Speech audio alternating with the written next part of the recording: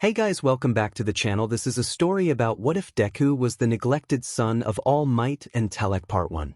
If you guys enjoy this what if and want to see Part 2, comment down below and let me know before I start. Please do support for more awesome content and leave a like, and don't forget to subscribe to my channel and also share this video with your friends and check out the description in my playlist. The author of the story, the Hinakami from Wattpad. So let's start the video. RDPOV. Toshinori Yagi and his wife Inko Yagi were both heroes of Japan. Toshinori had returned from America after becoming the #1 hero in America for a few years. He desired to return to his homeland and start his hunt for the man that had killed his 𝗵𝗃, the woman he saw as a mother figure, the person that entrusted him with his quirk when he was quirkless. As he returned to Japan, he spent a few years being a hero before he quickly raised in the ranks to the #1 hero spot in Japan. This was due to how he was already popular in the country due to his influence across the world, but how warm and welcoming he was to everyone. As he was spending his time with his sidekicks 𝗧𝗵𝗲 and Gran Torino doing their hunt for the world's oldest evil, Toshinori ran into a young woman one day while he was walking towards the office. This lady was Inko Midoriya, who was a recently widowed woman. They were both in their early 30s and had a long life ahead of them, but Inko's husband had been killed in a villain attack. For some reason, Toshinori felt a connection to Inko Midoriya and wanted to get to know her more. Toshinori had knocked things out of her hands when he was heading towards his office, and he decided to help her gather them all up since he was part of the reason they fell. He offered to make it up to her by taking her for a coffee since a few papers got wet due to some water on the ground. He didn't know why he was doing this since he didn't plan to date anyone due to his mission as the 8th user of One for All. However, that one meetup at a coffee shop had turned into a full-blown relationship. They had both soon learned that they were both pro-heroes. Toshinori was the recently returned All Might, and Inko was the rising star Telek, who was currently at rank 20. All Might was more comfortable with dating another hero who could defend herself from enemies. As such, the relationship kept moving forward. 2 years later they had gotten married and bought a home together near All Might's agency. After another few years later, they now had settled down in a lovely home, and the public knew about All Might and Telek being married but still didn't know about their personal life. Near the 2-year mark after getting married, they found out that they were expecting a child. They were told that it would be a boy and how far along Inko was. The Yagis were happy that they now had a child coming along, but also were concerned about the child's safety. They knew they would need to be careful and keep him disconnected from their hero work, since if villains found out about their child, they would go after him. As such, they made some plans and decided to keep their hero work a secret from the child and ensure they didn't find out about it until later in their life so the child wouldn't spread the news accidentally. However, they didn't realize how horrible this plan would turn out for them in the future. As time passed, their son was born and they decided to name him Izuku Yagi. They were so happy but a bit confused since he had black hair and black eyes. "Doctor, why does he have black hair and black eyes? Neither of us has those." Inko asked, confused. The doctor was also confused. "Well, if you are concerned it's not your child, then don't worry. It's 100% both of yours. The thing is, we don't know for 100% since genetics is a weird thing still, but we are sure it's just a gene he inherited from an ancestor in your family lines. As such, that is all we have for you, and your guest will be allowed in soon," the doctor stated. The Yagis accepted this and didn't push it anymore since they thought it was just genetics as well. Soon their family and friends arrived to see the child. Izuku, who was the biological brother of Inko, came. Gran Torino, 𝗧𝗵𝗲, the detective, Nizu, and recovery girl all came to see the new Yagi member. They questioned the black hair and black eyes and were told about the genetics, which made sense due to Izuku being black hair and black eyes, and he was the biological brother of Inko. "Simba," Izuku stated as he held up Izuku like the scene in Lion King. Everyone but Nizu was confused since he watched the old shows from decades ago as Izuku had. "Give me my child back," Inko said, confused at her brother. Soon the Yagis were released and allowed to return to their homes. They had set up a room for Izuku and placed him down since he had already fallen asleep on their way home. As the Yagis went to sleep that night, they were unaware of the significance of that day as many things were set into motion. They didn't know that the choices they would soon make in the coming years would result in so much pain for their child. They didn't know that their child's heart would grow cold towards ideals like family and love. That they would be the trigger that would create one of the world's strongest heroes and more fearsome heroes to ever walk the planet. They would become this trigger due to how they treated Izuku Yagi after his 4th birthday when they received devastating news and decided to overreact towards it. The 𝗵𝘃𝗃 of the world's most fearsome hero happened that day and no one would realize it. Many people would come to regret their actions, but will it be too late, or will the cold, hardened heart open once more to the ideas of family and love? This was the 𝗵𝘃𝗃 of Izuku Yagi, who would later go on and be known as Izuku Uchiha, the shinobi hero. RDPOV. It was early in the morning and the sun was starting to peek over the horizon as it was now time to wake up and go to school. Izuku had just recently turned the age of 4. Izuku loved his parents even though one was constantly gone most of the time. Each parent told Izuku that they worked in business and that they would travel for long times around the country or the world for the business. As such, only one parent was typically home in the mornings, but they would both be gone during the day since the other parent would work locally until they swapped out. Izuku knew his parents worked hard since they would often return home tired and exhausted. As such, he always did his best to help his parents when he could by learning how to clean the house and do other chores. Izuku was sad that both of his parents weren't always there for the holidays or his birthday, but he still loved them because they loved him back. As the days went by, Izuku had passed the age of 4 and his quirk still hasn't come in. As such, when Izuku woke up this early morning, he found his mother preparing them for a doctor's appointment instead of going directly to school today. Izuku was happy that they were going to the doctor's office to learn about his quirk. He wondered if it was a mix of his parents, which was a telekinetic quirk, and a strength-boosting quirk. Little Izuku didn't know that his parents were heroes and only assumed they had weaker quirks since they only showed off weak quirks at home. The two Yagis soon finished preparing in the morning and were now driving towards the doctor's office. Izuku was watching as everything passed by the window. He was watching as the people were walking down the street and he was wondering what cool quirk would he get.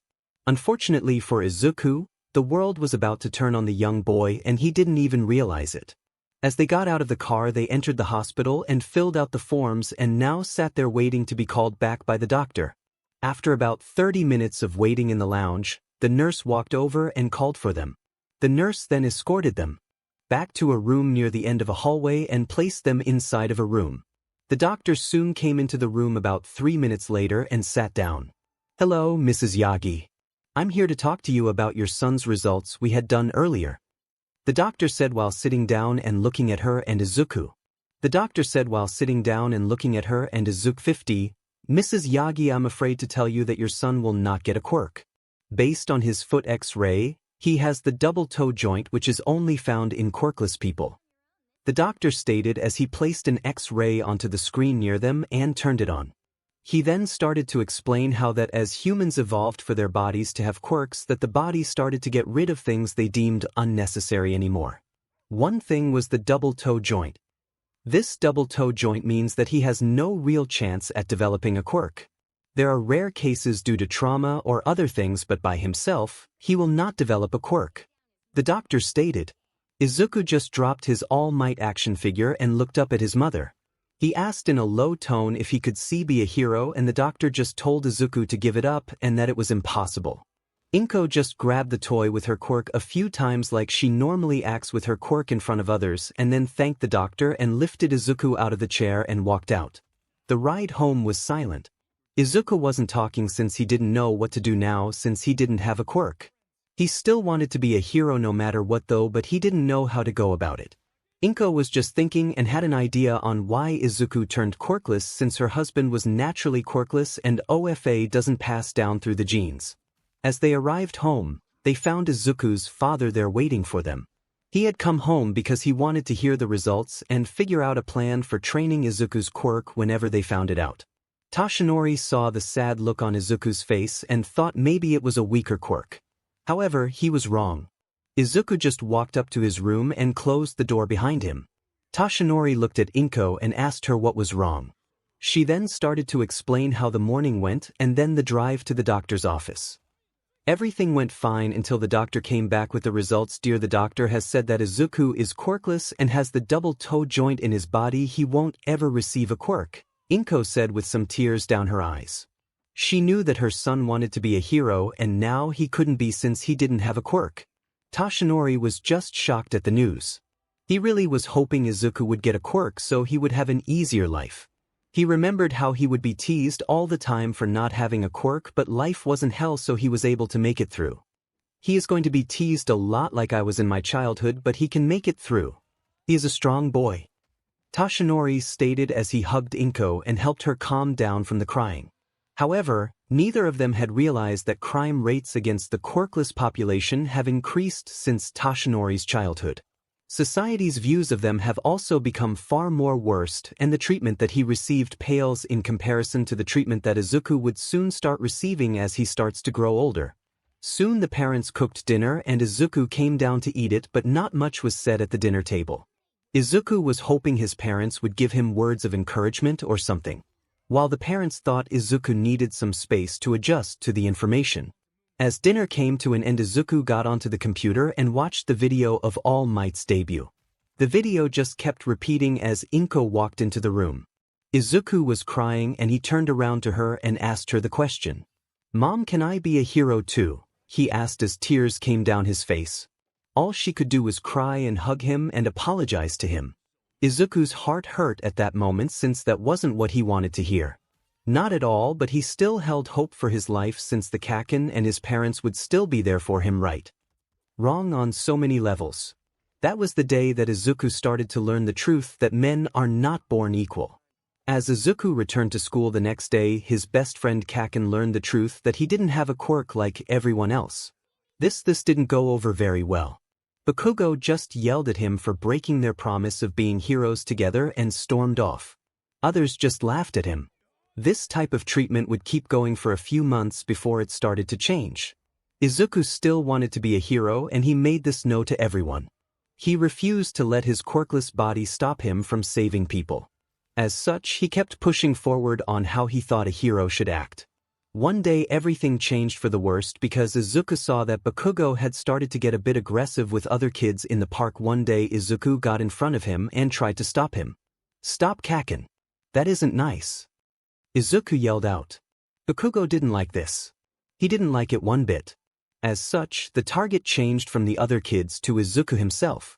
Bakugo and his little followers started to pick on and push Izuku around instead. They threw rocks at him and Bakugo set off miniature pops with his quirk since his quirk was still new. This only caused small burns on his skin that would easily heal. After about 5 minutes of picking on Izuku since he had gotten in the way, they stopped and went away. After about 5 minutes of picking on Izuku since he had gotten in the way, they stopped and went away. 28 Izuku just laid there on the ground in pain across his body since they kept going for 5 entire minutes. 5 minutes of them kicking him and using their quirks.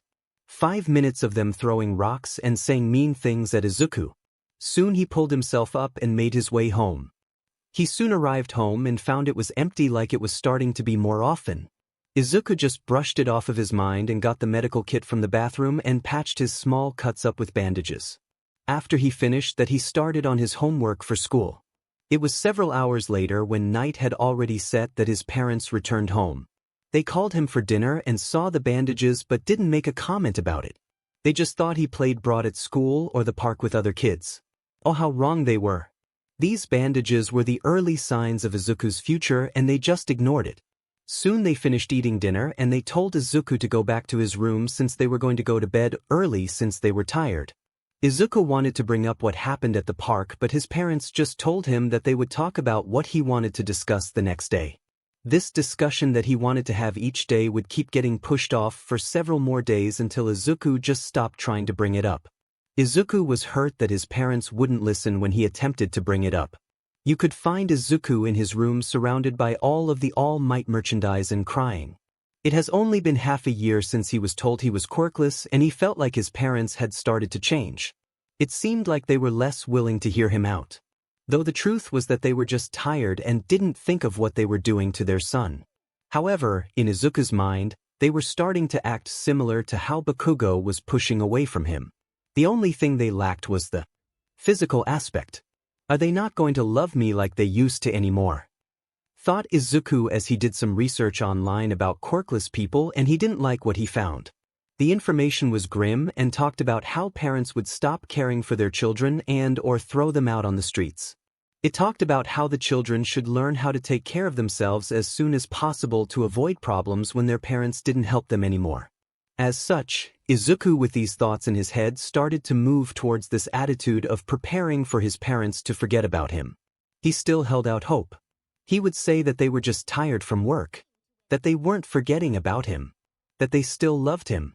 However, the darker thoughts in Izuku's mind would grow with each day due to the information he read online. Izuku would start offering to do other chores in hope that his parents would pay more attention to him. He would also start doing small workouts to keep himself fit so he could last longer when he was doing the chores and when he needed to run away from his friends when they got mean. As such, Izuku did anything he could as he was growing up to impress his parents on how well he was doing. However, this didn't seem to matter to them. Izuku was noticing that the older he got, the more they were away. The more that their business trips got longer and they didn't need to be around. Izuku felt something in him start to grow cold about this. Izuku was now at the age of 10. His birthdays were only him now. His holidays were only for him as well. He would get cards from his parents that wished him good holidays. Izuku felt colder inside himself as the years passed. His parents were hardly at home anymore and would call once or twice every few weeks to check in on him and see if he needs anything. They left him a bank card for him to make any purchases that he needed to. This was for food, clothing, toys, supplies for the house. Izuku just felt it ironic that they expected a 10-year-old to know how to survive and pay the bills and everything by himself. Izuku had realized that after one trip they didn't set the bills to be automatically paid and he almost lost water once. Izuku then set them all up to be paid off the card so he wouldn't have to worry unless his parents cut him off.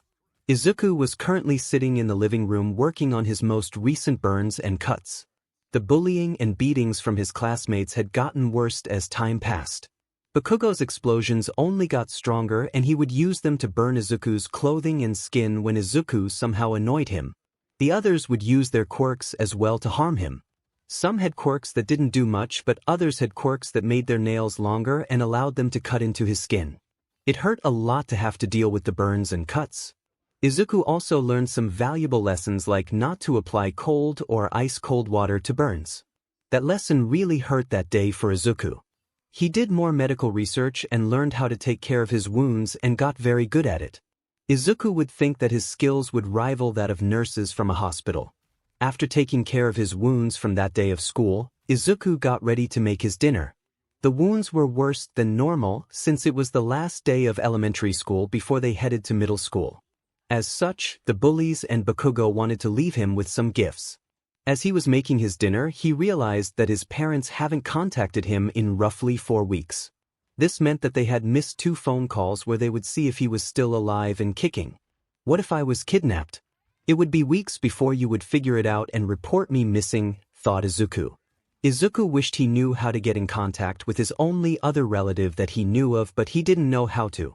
He only knew their first name was Shoyuta but not the family name since his mother had remarried and took the Yagi name. Izuku would remember how his uncle Shoyuta would come around when his parents were around more often and play with him and make him laugh. He stopped coming once his parents had started to leave for longer trips. He wondered if his uncle hated him. However, this wasn't a question that Izuku could get an answer to since his parents were never around to answer it. After he finished making dinner, he sat down to eat. Izuku knew that middle school was coming up and didn't want it to. He knew that people would get rougher and crueler as they got older since they could get away with more things. The teachers never stopped them from calling him Deku and they even joined in on it. He hated that name so much whenever Izuku thought about his life his eyes would burn a bit. Izuku always thought it was weird and just left it alone since he needed a guardian to get checked out at a hospital. Izuku soon finished eating his dinner. He sat there and looked around the room. He noticed that there wasn't a single picture of him in any of the family photos. I wonder if they never wanted a child and I was just an accident that they are getting rid of, Izuku thought. Lately, Izuku was starting to come to the idea that his parents truly had abandoned him and forgotten about him. Some of the kids knew that Izuku's parents traveled a lot and they would make jokes that they travel so much to stay away from their quirkless child. It hurt far more than Izuku would like to admit. Izuku always held out hope, but that hope was coming to an end with each passing day. He didn't want to believe his parents were like that because he could remember those very rare days that they would arrive home and talk to him with some warmth still, but those days kept getting fewer and fewer since they just kept coming home tired and going to bed without talking to Izuku. Middle school would soon start in a few months after summer break comes to an end, and Izuku would also turn 11 during the end of the summer. Izuku planned to do some training during the summer since he was still holding on to the hope of being a hero. It was one of the last things that Izuku held inside of himself. However, life had a few more cruel plans for Izuku before they let go of him. Izuku got up out of his bed and got to work on his day. He only had so many months before middle school started, and Izuku wanted to be as fit as he could be. He wanted to focus on denser and compact muscles, but also to build bigger muscles as well. He had found a beach on the edge of the city that was turned into a wasteland due to people not caring. Izuku was annoyed when he found this beach due to how humans have treated it. As such, it became his training grounds. He did some research online and set out a plan to train with. Izuku's goal for this training was to clear the beach before school started or during the first half of middle school. As such, he looked into how to build lean, dense muscles. Based on what he found, he learned that he needs to overload his muscles at a progressive rate to enhance the muscle fiber recruitment in his body. This was done by increasing the time that the muscle was under tense, the volume of the workouts he did, and setting decent rest periods between sets. He also focused on doing compound exercises. These exercises were squats, deadlifts, dips, overhead presses, and any other workout that targeted more than one joint or multiple muscles at once. This would allow growth across a lot of areas and not just on making things bigger when they don't provide actual. Izuku also learned how to better prepare meals to fit his workouts. This meant that Izuku would purchase more food to eat. He needed more calories for his body to burn off and needed it to come from most fruits, vegetables, whole grain products, but also a lot of protein from meats like fish or chicken. He was happy that he had the bank card and didn't need to worry about the lack of money currently until they decide to cut him off. The training was rough and hard, but since Izuku didn't have anyone worrying back at the house, he spent most of his time at the beach. He did decide to buy a few cell phones and had one set up so the home phone would redirect to his cell phone if he turned its setting on. This way Izuku would know if anyone called the house when he wasn't home, since he had this feature on whenever he left the home. His parents had called him a few times since they had missed the 2 last checks in. They didn't even mention the fact that they didn't call the previous times and went straight to their typical questions of asking Izuku if he needed anything and that they loved him. Those words always felt hollow to him. If they loved him, then why couldn't one of them change jobs to be at the home? They didn't really raise him, he raised himself. Why did he have to be an adult when he should have been a child?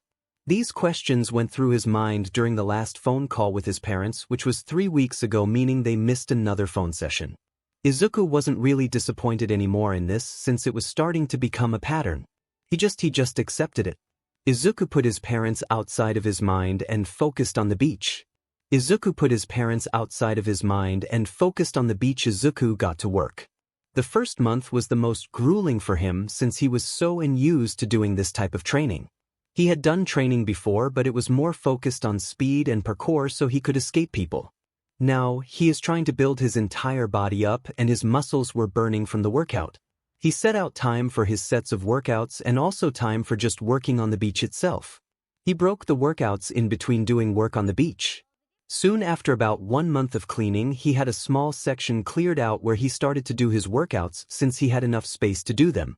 The second month, he slowly increased the number of workouts to ensure that he was always pushing his muscles. He didn't want them to become easy to do, or he wouldn't get any benefit out of it for creating more dense muscles. He worked all day and almost all night in his free time when he wasn't eating or sleeping. He refused to give up. He refused to give in to the words of the other people. He kept training throughout the month, and he kept feeling the burning sensation whenever he tried to focus his eyes, and had high emotions from working out so hard, but the sensation would go away the moment he calmed down and stopped. He was growing a bit concerned, but he only felt a burning sensation and had no other signs. He just kept thinking that he was getting dirt or sand into his eyes since he was showing no other signs of anything. It was now the third month of training and middle school would start up at the end of the month. This month Izuku would need to do as much training as he could to ensure that he could complete the beach. He wanted to finish cleaning it all in a 1-year time frame so he could dedicate his time to learning other martial arts or skills for when he attempts for UA. The school has also gotten rid of the rule that stops quirkless children from applying. Izuku always feared that they would keep holding that rule when he went to apply, but they had gotten rid of it 2 years ago. Izuku was so happy when he heard about that. It gave him some more hope to keep pushing forward and getting out of bed each day. Izuku stopped what he was thinking and looked around the beach. He had completed far more than he first thought he would by the end of the third month. He would say he was about 50% done and could finish the remaining in 4 or 5 months, which would put him at 8 months total and would be close to the end of the first semester of middle school. Izuku went through the motions and had signed all the papers that he needed to with his parents' signatures that would allow him into middle school. His parents have never signed any of the school documents or other legal things he has needed to be signed. How could they, since they were never there as such? Izuku got good at forging their signatures really well by looking at some old documents and practicing. I feel like this will come in handy in the future, Izuku thought. He then sent the paperwork in the mail and went to bed for the day since he was tired from working out. Soon middle school started up and it was time to meet the monsters called children. How illogical of them wants to be heroes but will do all the stuff they do. Also, how pathetic and a waste of time school is when I have to self-study everything anyway since the teachers screw with my answers and homework. Izuku thought as he wandered through the middle school hallways. He really didn't want to deal with the problems the fellow children would provide him. The moment they learned he was quirkless, he was going to be screwed. Bakugo is in Izuku's class and he knew right then and there he was screwed for the next 3 years. Bakugo saw Izuku and just had a large smirk on his face. Bakugo knew that he would get to enjoy 3 more years of putting Izuku in his so-called place. What Bakugo doesn't know though is that Izuku has been gaining a lot of evidence and compiling a case. Now Izuku isn't petty or one to hold a grudge, but as the years have gone by his forgiveness meter has been running dry and drier. As such, Izuku bought a camera and recording devices and had placed some in his book bag to record things to compile cases against people. Izuku wanted to see if Bakugo would change in the future, and if he didn't then well Izuku was going to destroy the man if he ever reached the breaking point. Izuku has been recording his days in schools for the past 2 years now and he has gained a lot of evidence. He also has been recording the phone conversations with his parents and any interactions he had over the past 2 years since he wanted evidence against them as well if he ever needed it. For some reason, it felt like he would need it. He had set up a camera in the living room which showed for the past 2 years that Izuku was home nearly all the time by himself and only showed his parents arrive a few times in the entire 2 years. The evidence was damning. Now, back to school. Izuku sat at his desk and they went through the introductions. Izuku introduced himself and Bakugo at that moment yelled out that Izuku was quirkless and that his parents are never home most of the time. Izuku felt a spark of hatred in him which he hardly ever feels. The teacher just sneered at Izuku and he saw it. "SHT.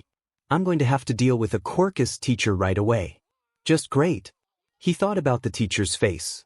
The man didn't even attempt to hide the sneer on his face when he looked at Izuku, and the students saw it as well and took after him. Bakugo was thrilled since he knew he could get away with a lot of things during the year. That was the start of Izuku's first year in middle school and it was hell. However, he just pushed through it and kept going. Izuku just did the homework and answered questions more or so. On a robotic level since he knew the teachers would screw with his grades anyway. They wouldn't fail him but they would drop him from an A to AB if he got higher than the highest quirk student since there was no one for the quirkless kid to do better than the top quirked student. Izuku just was done with adults in his life. He just needed to survive 3 more years. This was how his days went for the next several months. He would go to school, go home and clean up, eat a small meal, go to the beach and train and clean it. He also sometimes got a call from his parents. In the 3 months since middle school started, he has received 3 phone calls. Once each month. Izuku didn't care anymore about them. He also hasn't seen them since before graduating from elementary school. The last time was actually 2 summers ago. So over a year since he has seen them physically. As such, Izuku just went about his schedule. He also took up meditation to help him keep his mind calm and deal with the stress from school. The beatings and wounds have gotten far worse. They would even do it right in front of the teachers as well. The students would leave him in pools of his own blood, sometimes over the past 3 months. That is how bad the beatings have gotten. As such, the meditation has gotten really useful in Izuku keeping his emotions in check. He just relaxes and listens to nature and the sounds of the beach coming up. The beach itself is almost cleared.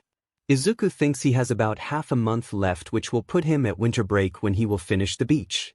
This half month passed quickly. There were only a few days left before classes ended. He had finished the beach 2 days before the semester was over, and he felt amazing with himself that he completed that beach by himself in 8 months. He had finished the beach 2 days before the semester was over, and he felt amazing with himself that he completed that beach by himself in 8 months. Izuku then decided to run home and get cleaned up since the next day was going to be the last day of the semester. However, he felt something was going to go so wrong, and how right he was. This following day would spell so much change for Izuku in his life.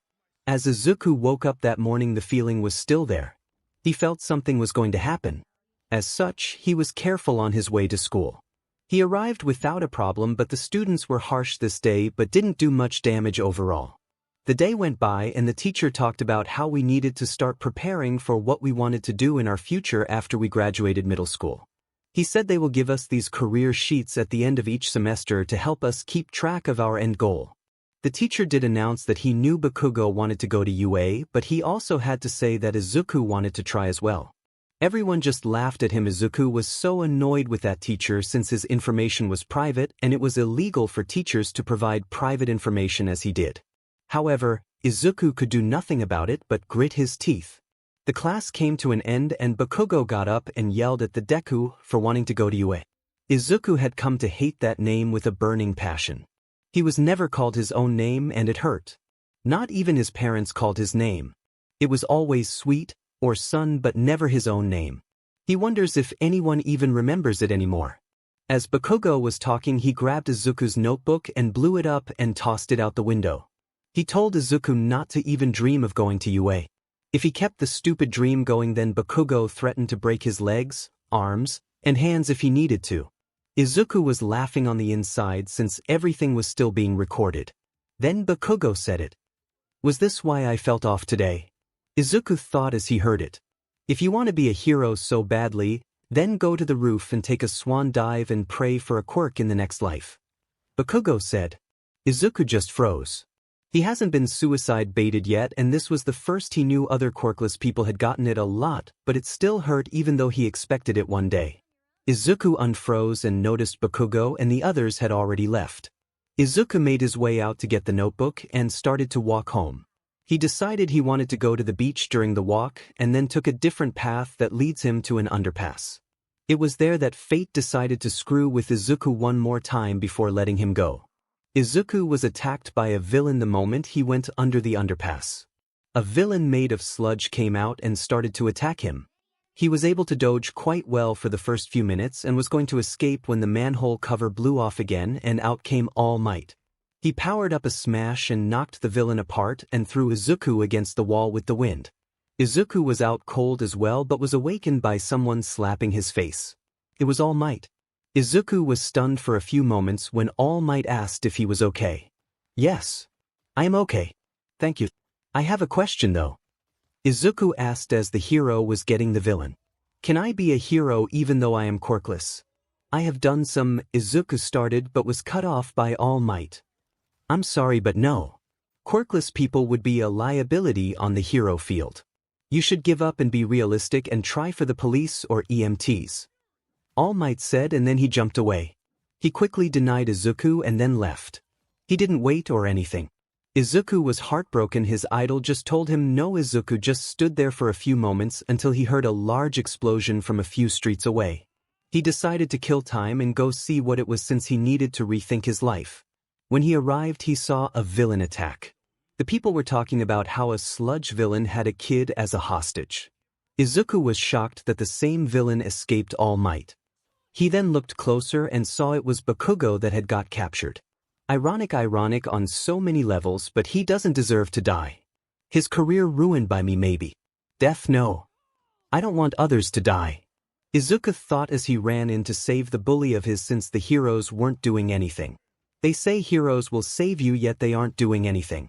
Izuku threw some rocks he grabbed into the eyes of the villain and then ran to start pulling 𝗵𝗃𝗃 out of the villain grasps. Izuku threw some rocks he grabbed into the eyes of the villain and then ran to start pulling 𝗵𝗃𝗃 out of the villain grasps. 𝗵𝗃𝗃 looked surprised to see him trying to help him, but Izuku didn't care. He just kept pulling at 𝗵𝗃𝗃 and then the sludge villain recovered and got ready to attack. It was at that moment that All Might came in and saved the day by Texas smashing the villain and pulling them both under him. Izuku got yelled at by the heroes while 𝗵𝗃𝗃 was praised for his quirk and ability to hold out so long.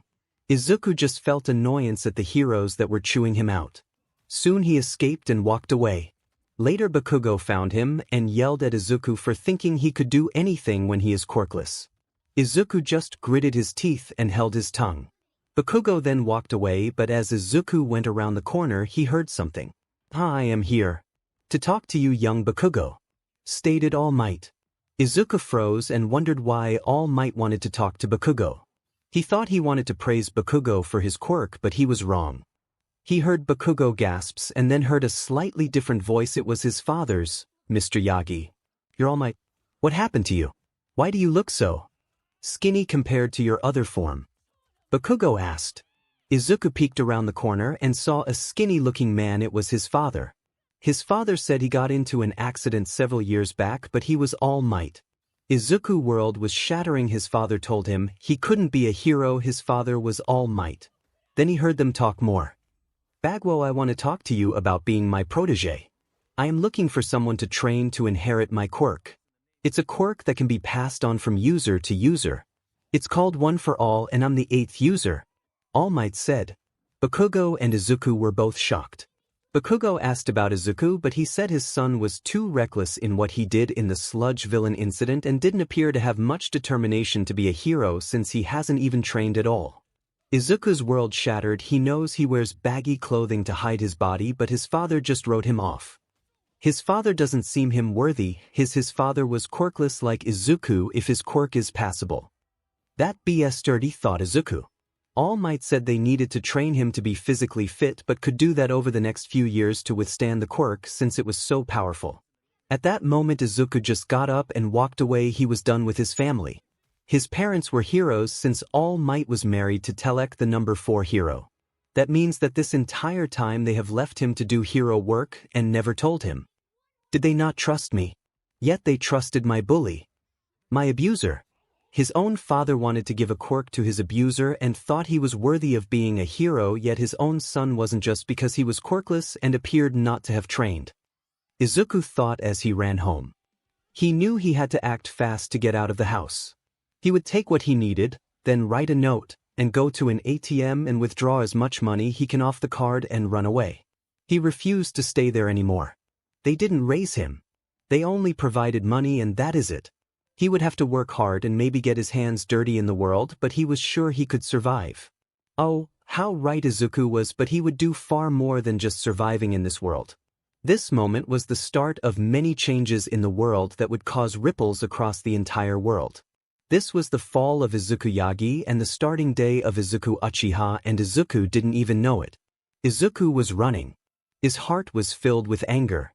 Pure, unadulterated anger. His family has truly betrayed him. They truly didn't love him anymore just because he was quirkless. They couldn't even tell him that they were heroes. Instead, they told his abuser. They told the person that has made their own son's life hell. His father was going to give the quirk called One for All to a person that hates quirkless people. That has told his own son to kill himself. The foolishness of it all was driving Izuku to go further into his emotions. His eyes were burning again, but Izuku didn't care. He needed to get home before All Might Telek got there because he didn't want them to stop him. They only provide a roof and money which Izuku can work hard at getting to support himself. He also planned to take a large amount from an ATM before he made his escape since he couldn't use the card in the future since they would track it. Izuku made it home after a few minutes of running and found that his mother wasn't there yet either. He knew it was only a matter of time though. He needed to work quickly and get out. He grabbed some big duffel bags that he had bought while he was doing his training to carry stuff during the summer. They came in handy at this moment. Izuku started to pack all of his clothing into the first bag and his notebooks in it as well. In his next bag, he stored a lot of food that wouldn't spoil since he didn't know how long he would have to go without a good source of food. The final bag he left empty since he planned to store all of the cash he was going to get from the ATM from the bank card. He knew that his parents didn't place a limit on the bank card for purchases, but he did some digging and the card had a withdrawal limit set by the company. The company was a famous bank for wealthy people, which makes sense now that his parents are heroes. He found the withdrawal limit was $500,000, which was roughly 52 million yen Japanese yen. Izuku knew he would have to hit several ATMs before the company called his parents for hitting the limit, but by that time they should find the note anyway. Izuku had finally calmed down and was starting to think better since he had his emotions under control. The burning sensation in his eyes had also come to a stop. Izuku was glad for that and knew one day he would have to look into it, but not right now since he didn't have the time or energy to worry about it. As Izuku finished packing food and clothing, he looked at his room and decided to destroy all of the All Might items. He refused to let the stuff stay intact since he couldn't get away with attacking the real All Might. He would get thrown in jail even if he was his son. After trashing his own room, Izuku got to work on writing the letter addressed to his parents. The letter was damaging. If it ever got out to the public, it would be a large hit to their reputations. Dear Toshinori Yagi, by the time you are reading this letter, I will have already run away from the house. I'm kind of doubtful about how long it will take you to find this letter anyway. If you did find it quickly, then good job. Wish you put that effort into being parents instead. When was the last time we actually sat down as a family and talked? When was the last time either of you cooked me a meal? When you cleaned my clothing? When you helped me with homework? When you looked at me in the face and said the words "I love you" and meant it?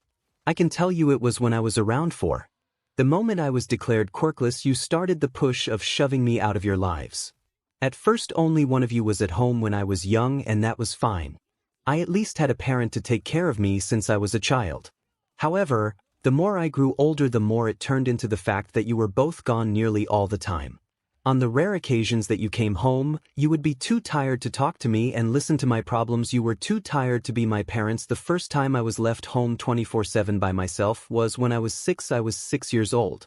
I had to learn how to cook, clean, pay bills, buy clothing, make big adult decisions when I was only a small child.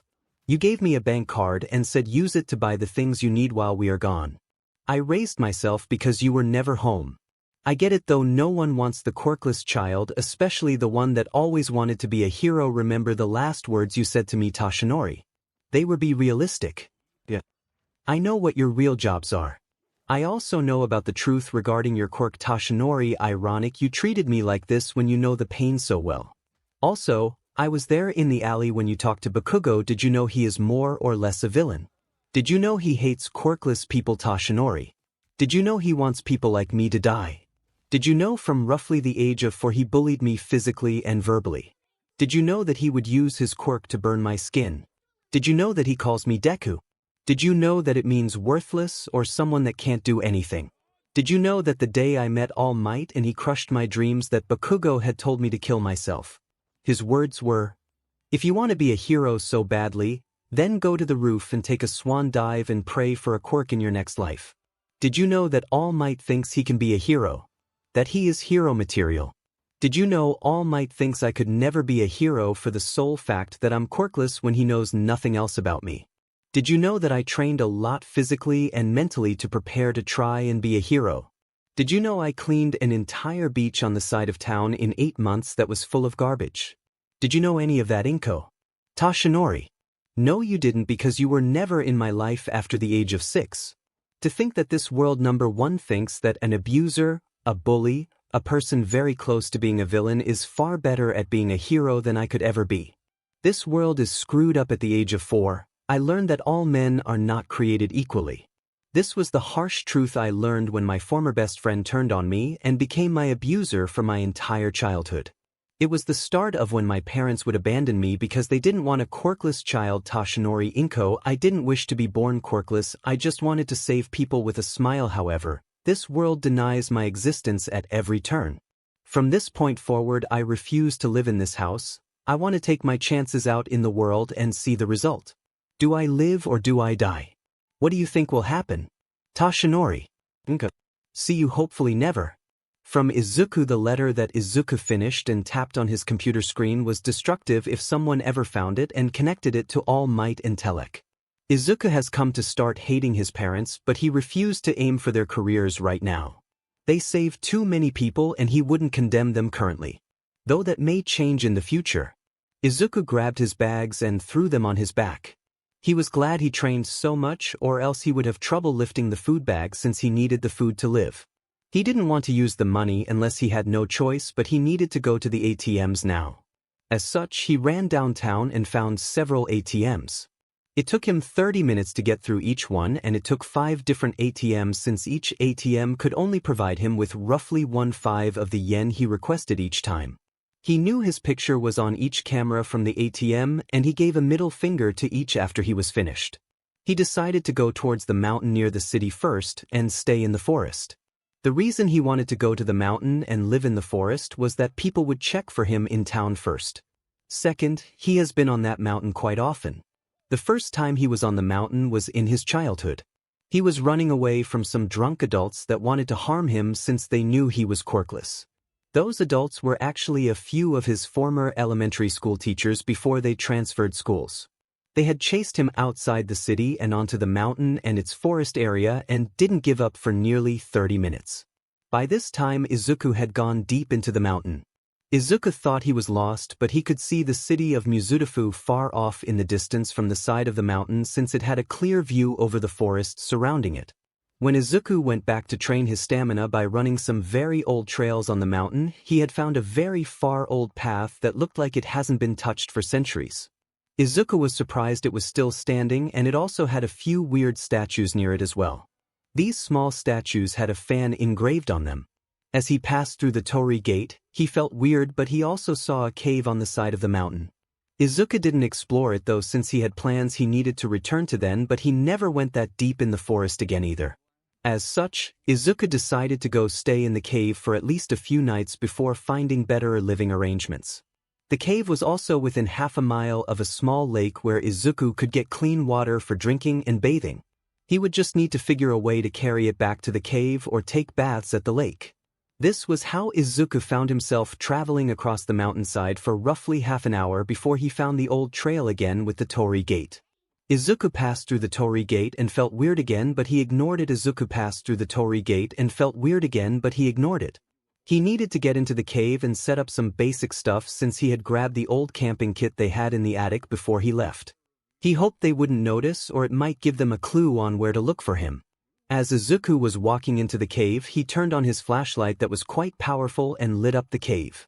He grabbed some sticks and branches and dragged them behind him since he wanted to make a fire, so he didn't drain the flashlight. However, he didn't expect to find what he found. Ignore the girl in red and imagine it as Izuku. Izuku found a small forest-type area around another torii gate with a small shrine inside the damn cave.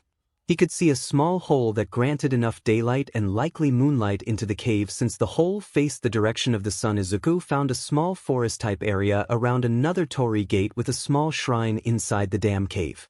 He could see a small hole that granted enough daylight and likely moonlight into the cave since the hole faced the direction of the sun.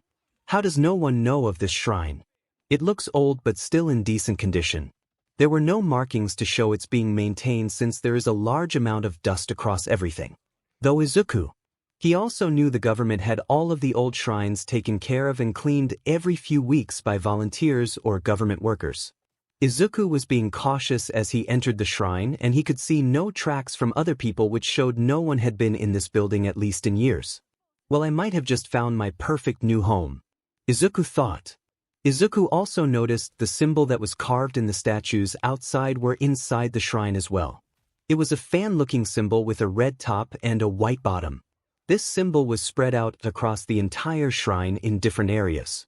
Must be an old clan from prehistoric Japan before they started to really record the country history in a national system, since records from prehistoric were often lost when any of the clans would be killed off or just died out. Izuku thought since he didn't recognize the symbol.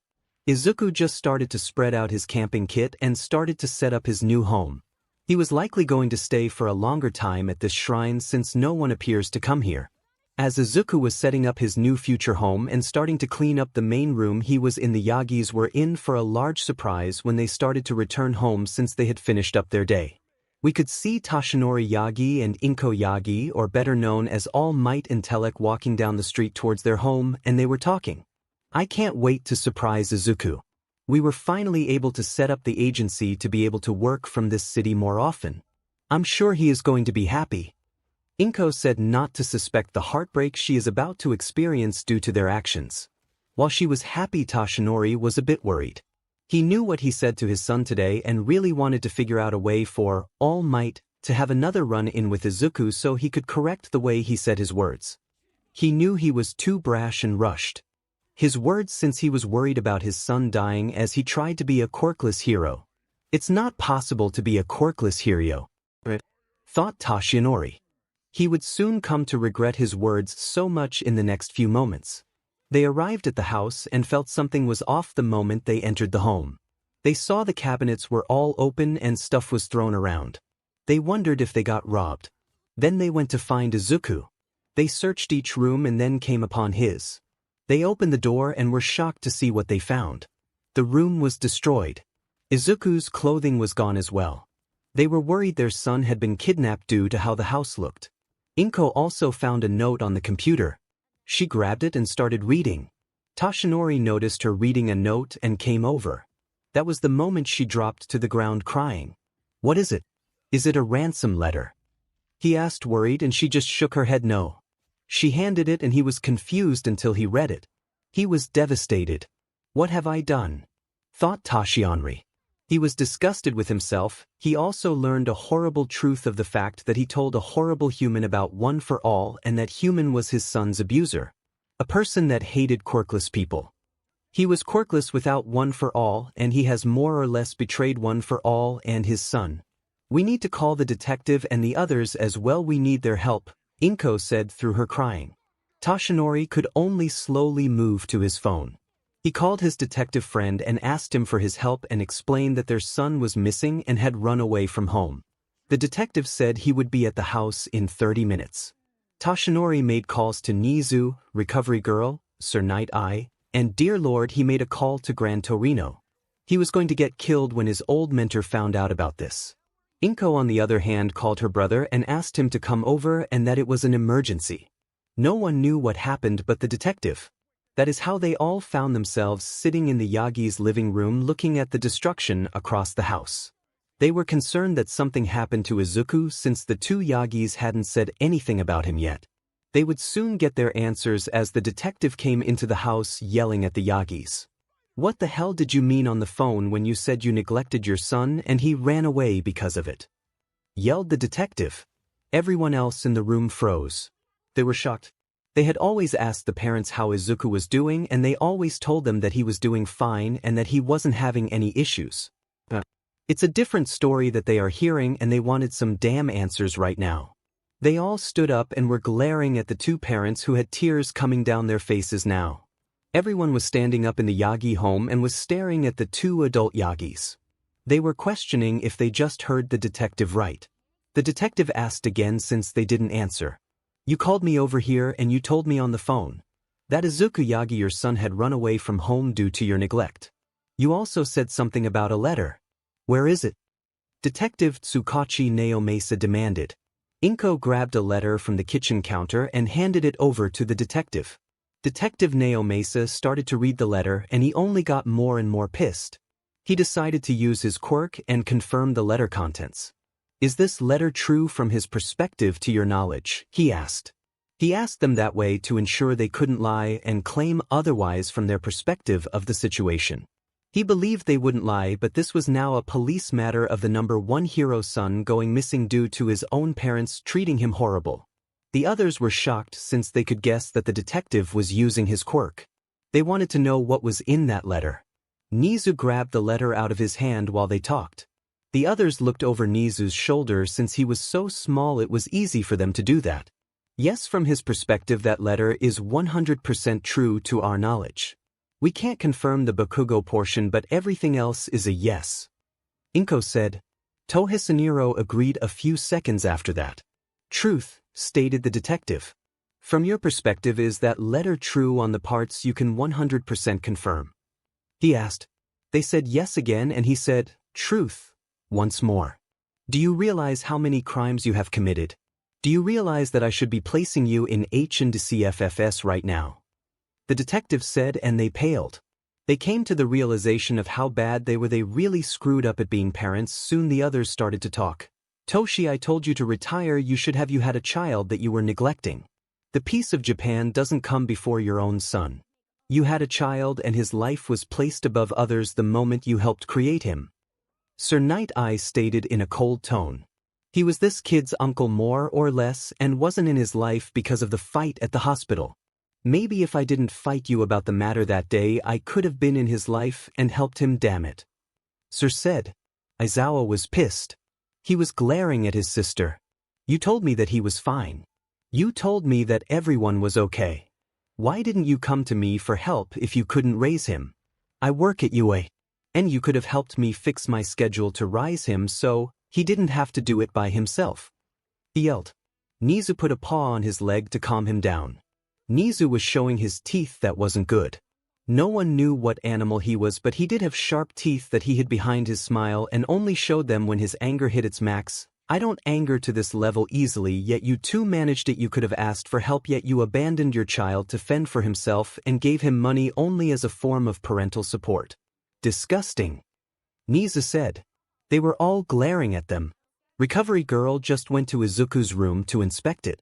She was suspecting that Izuku had mental health problems due to his childhood and wanted to see if there was evidence of suicidal tendencies or cutting. After she came back she told them, I inspected the house on where he might have hidden stuff. I didn't find any indication towards suicidal tendencies or cutting behavior, but that doesn't guarantee it since he could have done it at another location that we don't know about. She said. Everyone froze at that and looked at her to explain. Nizu knew what she meant though. This is a child abused at school and neglected at home. His mental state is worrisome for someone in his situation. We need to consider that he may be suicidal, and if he isn't, he will likely have a list of mental problems like social anxiety or other things. We won't know unless we find him though. She stated. The Yagis just felt guiltier and guiltier. Gran Torino spoke next. Toshi Nana would be disappointed in you. Just because your son was quirkless doesn't mean he can't be the ninth. Just because he is your son doesn't mean he can't be the ninth. You have offered OFA to a villain in the making instead of someone far worthier. If he is talking about the beach, I think he is. Then he has done a lot of community service as his physical training. His body would be fit enough to house OFA as well. He wouldn't be able to use 100%, but he could house it without a problem. Nana might have made a mistake in giving you OFA if this is how you turn out in the end. You did so much good, but it's corrupted by this evil you have committed, Gran Torino said as he just sat down with a tear coming down his face. He was so saddened at his grandson's fate he really hoped he was still alive, since the streets are a rough place to live on. Sir asked an important question. Please tell me you didn't give that Bakugo brat the quirk yet. He asked, and everyone turned to Toshinori. He said no, he didn't, since Bakugo still needed to train to be physically ready. He was almost ready, but this kills the offer. The problem is that he knows of the quirk and his skinny form. That will be easy to deal with, since if the letter is true on what Bakugo has done, we can get him with legal NDAs to keep his mouth shut. But we also have to deal with his crimes and the school crimes as well. We might need to make a deal to keep him silent, which I won't like doing. We might still have to allow him to try for a hero school like UAF. Damn it, All Might. I have to wait letting an abuser in my school to keep him silent, or him revealing your form and quirk to the world and causing a ton of chaos.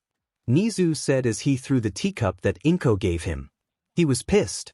He didn't like his current situation he was going to have to deal with in regards to Bakugo, and he planned to take his anger out on the Yagis later on for years to come.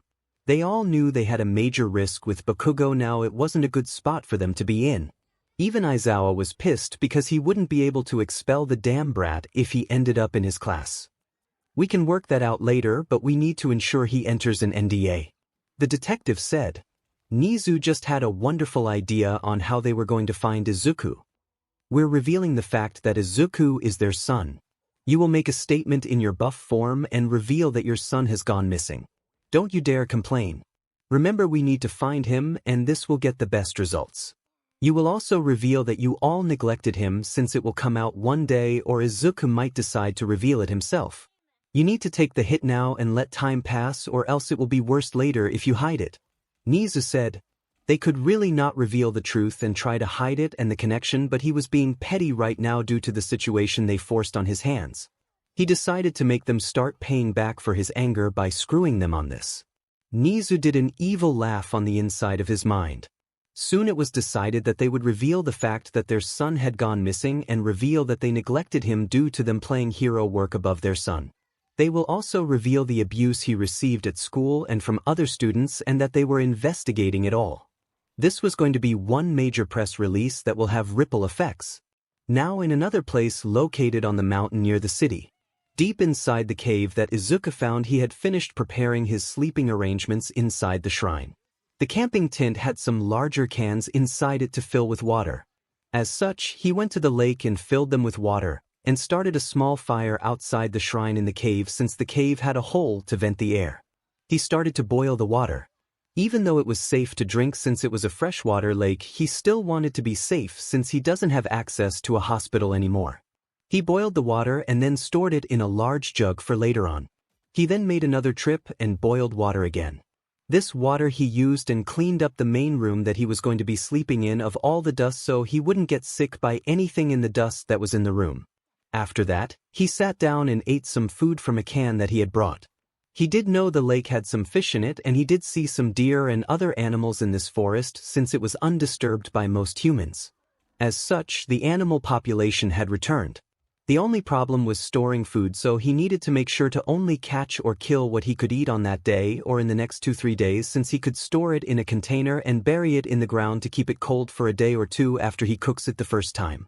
Now that Izuku has solved his direct needs, he decided to explore the shrine more. As he was walking around the back rooms, he discovered a weird room. The room had a fan with a red top and a white bottom painted on the wall, but it looked old and was worn out in some spots. On the sides of the room were also a few sets of red armor and clothing.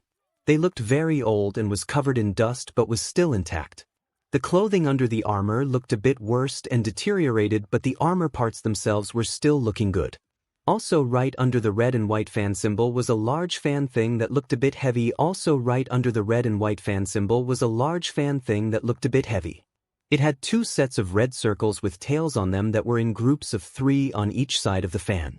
Izuku was interested in what all of this was. As such, he touched the black part of the large fan that was placed under the symbol on the wall, and the moment he did, he cut his finger a bit. That thing is sharp. Even with it sitting here for who knows how long, it is so sharp, Izuku said as he held his finger where he had cut himself. What Izuku didn't notice was that some of his blood had dripped onto the blade itself. The moment he did notice, the fan was already starting to glow. What the hell? Izuku thought as a beam of light hit him right in the head, and he started to scream out in pain. It hurts. Why does it hurt? What is going on? Izuku screamed out in pain, but there was no one there to help him. Soon the light died down and a figure appeared in front of him. It was some taller male with black hair and black eyes. If Izuku grew out his hair, then he would look really similar but would have noticeable differences. Izuku was freaked out because he didn't know where this man came from, and Izuku could see through him. Some sort of ghost or projection quirk, Izuku thought while muttering a bit. Izuku was freaked out because he didn't know where this man came from, and Izuku could see through him. Some sort of ghost or projection quirk, Izuku thought while muttering a bit. Quite down, young Uchiha.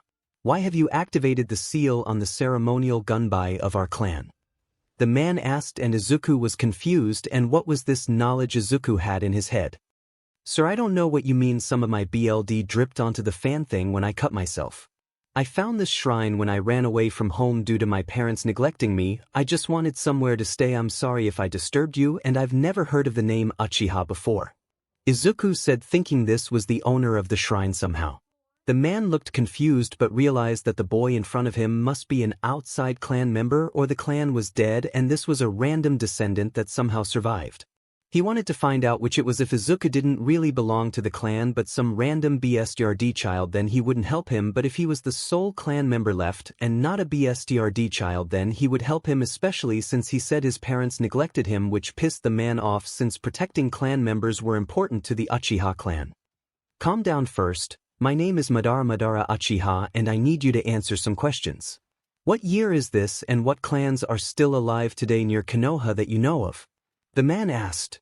There isn't any city or town by that name in Japan, nor are there any clans anymore.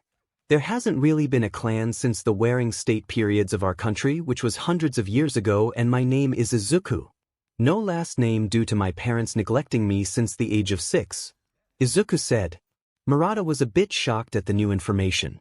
He then questioned the boy more and soon learned that there was no such thing as chakra anymore or ninja. There were things called quirks, heroes, villains, and other countries around the world, but nothing from his time. Madara thinks that people from his time have been gone for quite a few centuries and the knowledge of his time lost. How does he have our BLD then?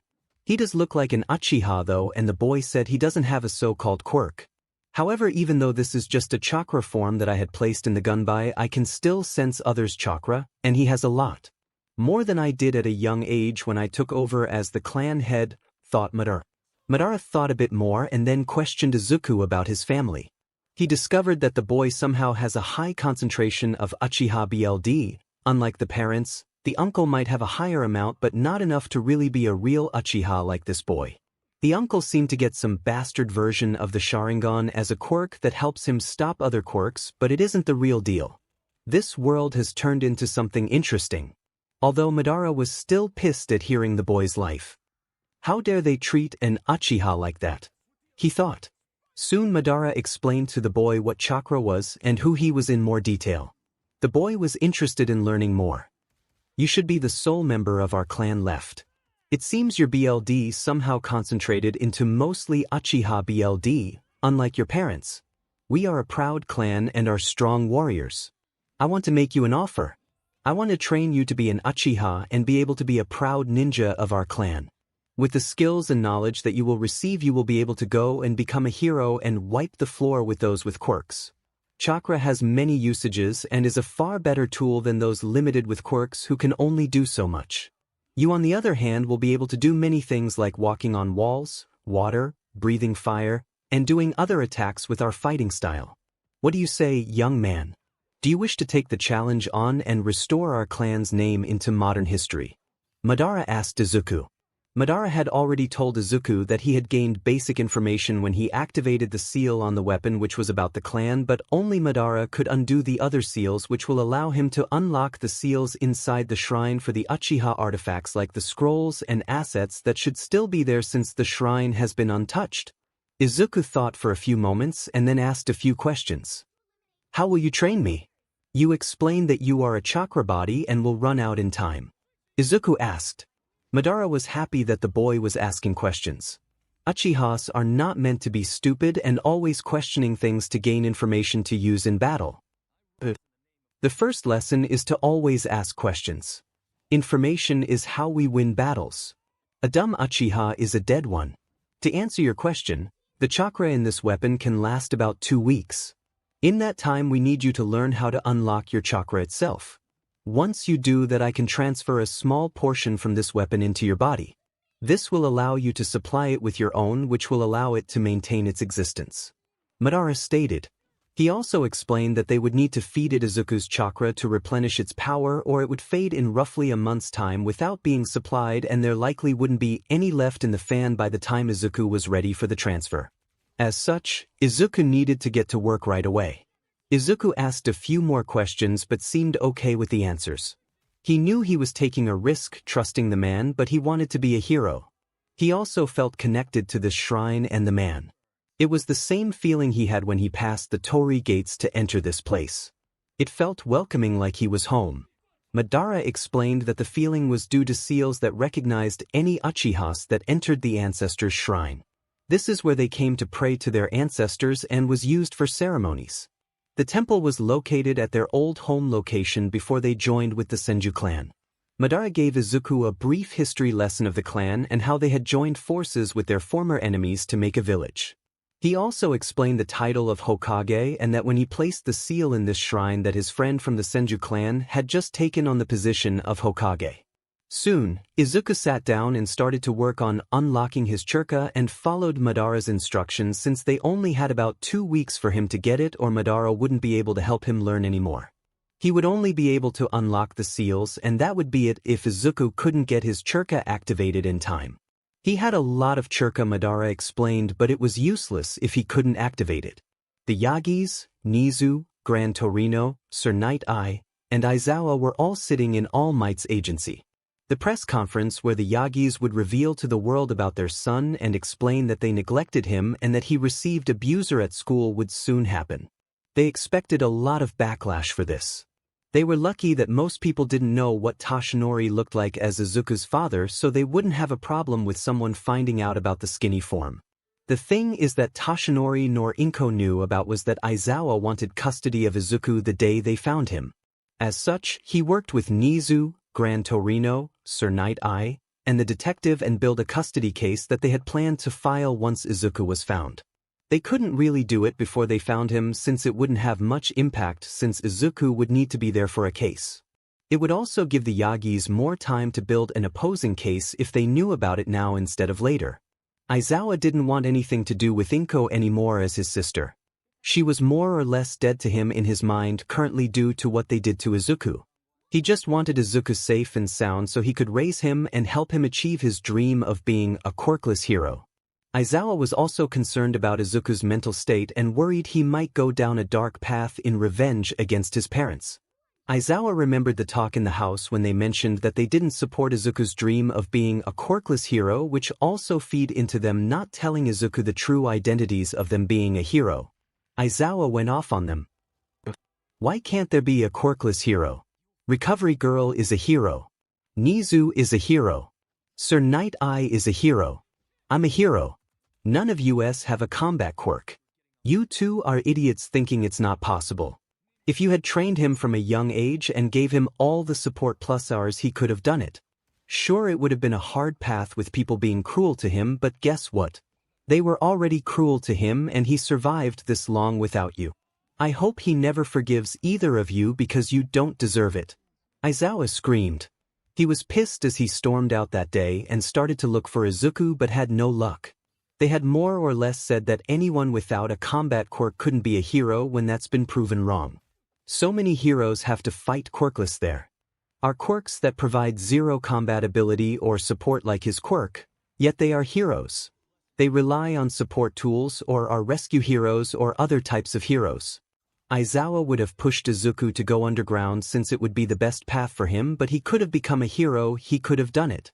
Now Aizawa had to worry more about finding his nephew instead of helping him train. If the parents had just asked for help from him since he fights quirkless, he could have been training Izuku from a young age.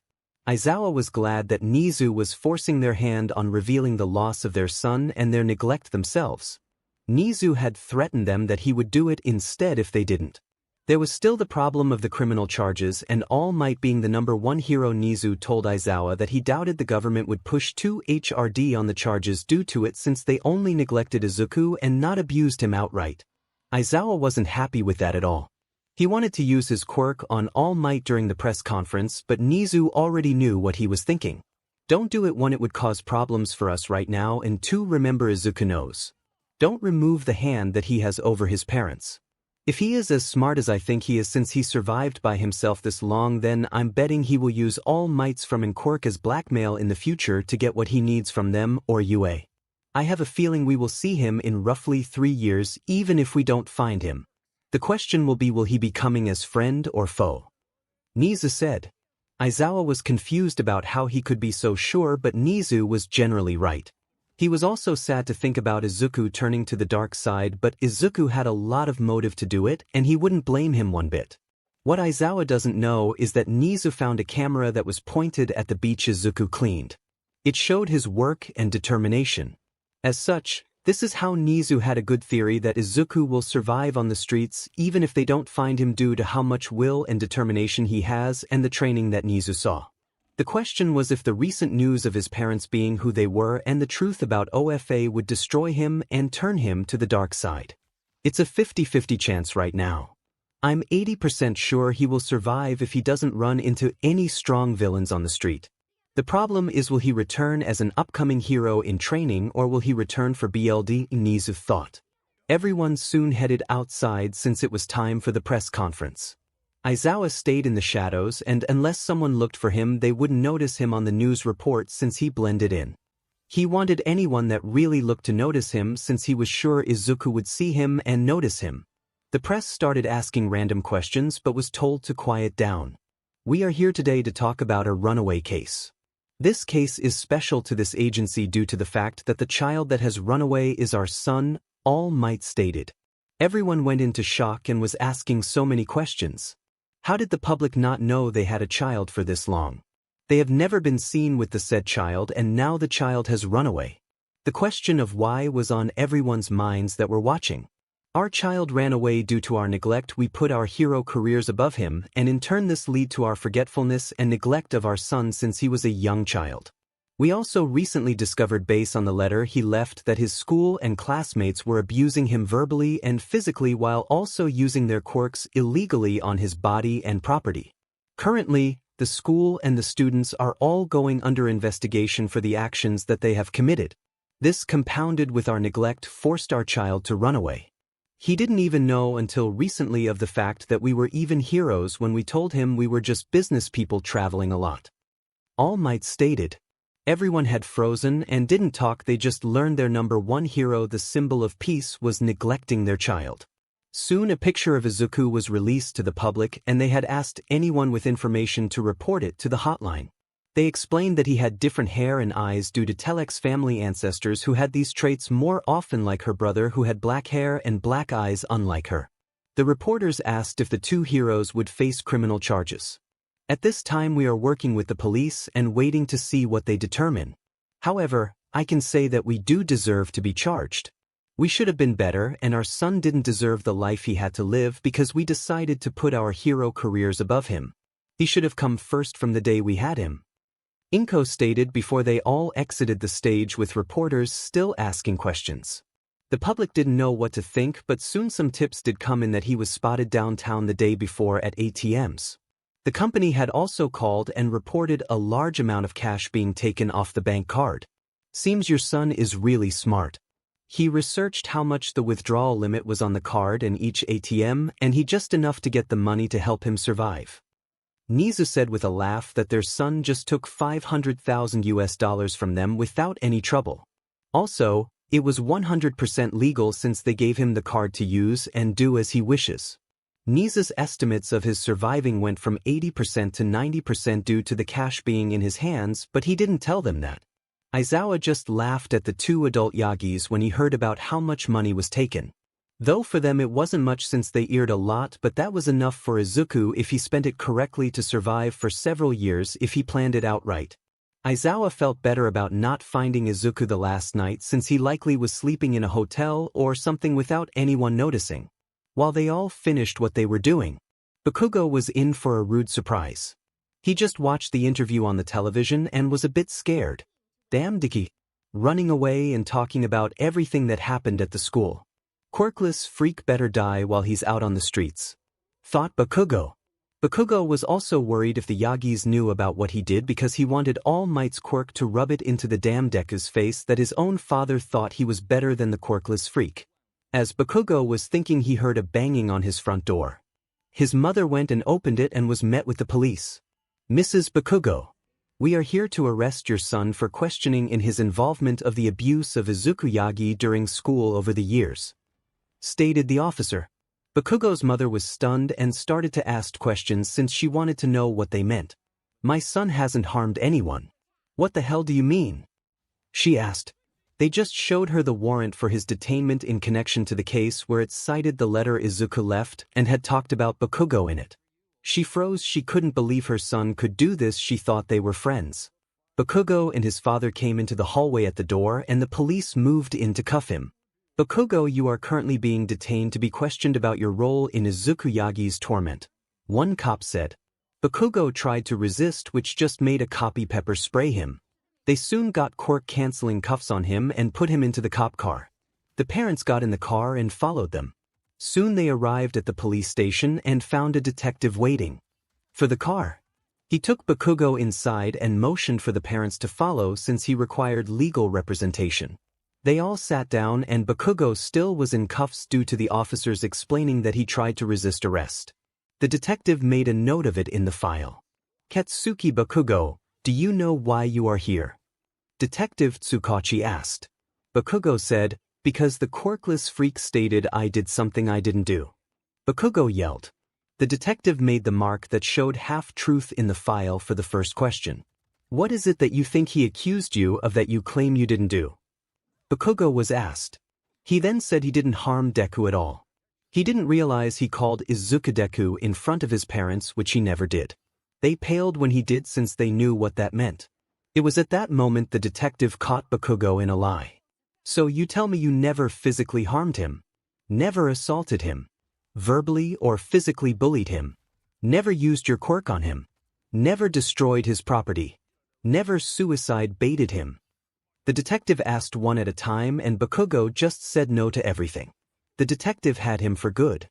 𝗵𝘃𝗀𝗁 was trapped now since everything came back as false when he denied each claim. 𝗵𝘃𝗁, do you know what my quirk is? He asked, and none of the 𝗵𝘃𝗀𝗁 family knew. I'm one of the best detectives due to my quirk. It's called lie detectors, meaning no one can lie in front of me. I can feel if someone is telling the truth, half-truth, or lying to me. All of the claims I asked you came back as false when you denied them. The detective said. Katsuki 𝗵𝘃𝗀𝗁 froze and paled at that statement. The detective then said that his quirk is allowed in as evidence in court as such. They had him for each of those crimes. What do you have to say for yourself, 𝗵𝘃𝗀𝗁? We have you for each crime now. We are also pulling video from cameras at the school as we speak, meaning we will have more evidence of the crimes as well. Why did Izuku Yagi deserve this treatment from you for so many years? The detective asked. 𝗵𝘃𝗀𝗁 was pissed that his life was being ruined by the damn Deku. That damn Deku should have learned his damn place or none of this would be happening. The quirkless little freak shouldn't have wanted to be a hero. Quirkless people don't deserve to live. 𝗵𝘃𝗀𝗁 yelled out with anger. His parents just yelled at him to sit down and shut up. 𝗵𝘃𝗀𝗁 was perplexed due to his father yelling, which he never does. How could you, son? You wanted to be a hero. Your actions are that of a villain. You wanted to stop villains from harming people. Guess what? You were harming people just like a villain does. How could you say you wanted to be a hero and turn around and do all of this? Did we fail in raising you? Where did we go wrong? 𝗵𝘃𝗀𝗁's father yelled with tears down his eyes. 𝗵𝘃𝗀𝗁's mother was just silent. Soon the integration went on for about another hour as they got more and more information. They learned that the school encouraged all of the actions and never corrected them. Though this made it better for 𝗵𝘃𝗀𝗁's defense, it didn't wipe him of his crimes. The prosecuting attorney wanted to throw 𝗵𝘃𝗀𝗁 into jail for his crimes and try him as an adult. However, Nizu had to step in due to the fact that All Might revealed his form and the quirk. The prosecuting attorney was not pleased they were quirkless rights activities and wasn't pleased with Nizu getting involved. I'm sorry, but he has acquired information that would shake the hero society that we can't afford to get out. As such, we would like a deal cut. His silence of the information in exchange for reduced charges, and he will still be allowed to attend a hero school as long as he keeps silent and commits no more crimes. Trust me, I want him thrown in jail as well and not ever step a foot in my damn school. But All Might has revealed some information to this boy without realizing his true nature, without thinking, and now has put us in this spot. I plan to make All Might's and Telek's lives unpleasant for quite a few years in any way I can. Nizu told the prosecutor. They relented after a bit more communication with Nizu. Fine. But there will be some terms that state that if he reveals the information to even one person, which includes his parents, then he gets full charges slapped on him and full prison time. That's the sole way I'm agreeing to this. He also can't do any other crimes or get in large trouble at UA since you said he plans to go there. The attorney stated. Nizu agreed with this since it was better without any hidden terms to hit the boy with if he decides to open his mouth. Soon Bakugo was presented with the deal. We'll make you a deal. Plead guilty to the charges and you still get a chance at UA or another hero school. You need to keep silent about any information you learned about the Yagi family. You know what information I'm talking about. Utter a word of it to anyone and you go straight to prison. You will be required to go into anger management, therapy, and do a lot of community service and be on probation at any hero school you go to.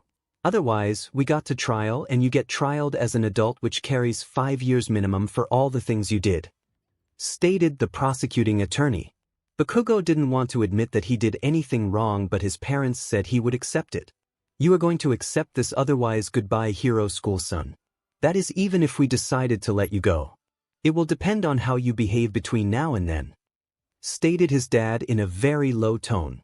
Bakugo flinched since he's never heard his father like this before, and it actually scared him a bit. Bakugo complained that he didn't do anything wrong, but his parents said he did, and they hoped he realized that one day his actions were of a villain when he wants to be a hero. He relented after they left no room for debate and he signed the deal. The deal stated that his crimes wouldn't be made public by the police or attorney's office, which they accepted. Though it never said UA wouldn't tell his classmates about it in the future, or if Izuku reappeared and tells everyone, which would force UA's hand on expelling him most likely. Thought Nizu with an evil smile. He just needed to figure out a plan to deal with the secrets Bakugo learned when that day came. While everything was going on in the outside world, Izuku was in the Uchiha shrine training with his ancestor Madara Uchiha. They were attempting to unlock his chakra, and they were on the second day of attempting since they had stopped to rest early the first day. Madara explained to Izuku what chakra was and the basic knowledge about it. Chakra is essential to even the most basic jutsu. Most use hand seals, which I will teach you to mold the chakra and control it. Things like water walking, exhaling fire, creating illusions, or even increasing your physical strength can be done via chakra. Madara stated. Izuku asked if others outside the clan had chakra. Yes. Chakra is in all life. It just the amount that individual naturally produces can vary. You, for example, have enough chakra to rival my chakra level when I had just taken over as clan head during the wars. You are producing a large amount, and you can even expand this pool of chakra by training methods. Madara stated. Izuku was attempting to unlock his chakra by combing his mental energy with his physical energy to allow the chakra his body produces to follow free. Once they are connected, then he would have unlocked his chakra. Calm your mind. Put other things outside of it and focuses on your longing to connect your mental energy to your physical energy. Think of it as yin and yang revolving around each other but never touching. Now you will break the balance and allow it to spill into each other to form a new system of the chakra pathway system. Madara guided while floating from the weapon in the shrine room.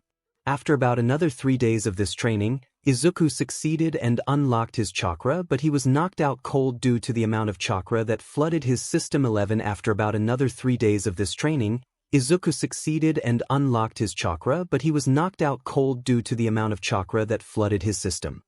Well, I will be. The brat did it far quicker than I thought.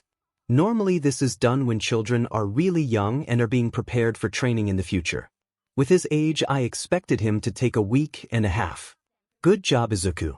You are truly an Uchiha who overcomes the challenges in his way. Madara thought with a smirk on his face. He was going to enjoy the brutal training he was going to do. It took Izuku a whole day for him to awaken due to the shock from his newly created chakra system. He was confused about why he fell asleep, but Madara explained what happened. You unlocked your chakra, and due to the amount you generate and the pool you have, it shocked your system since you are not used to it. Unlocking chakra is normally done at a very young age to prepare for training. Madara stated. Izuku asked how far he was behind a typical Uchiha, and Madara explained that he didn't need to worry. Most Uchiha started physical training and learning the taijutsu and other basic clan knowledge at the age of 8 or 9. They then spend a few years learning the clan's justice and getting better at it by the age of 12 or 13. Then they would be deemed sufficient as the lowest level warriors of the clan. Madara stated. Izuku had already done a good job at physical training, but it wasn't the best on where he really needs to be at. It did cut down on some training which can be worked on during everything else. He just needed to learn the taijutsu of the clan and the other arts. though we will be doing a faster method than nearly anyone can do. There is a jutsu you will learn from me that will allow you to speed up your learning. This jutsu is called the Shadow Clone Jutsu.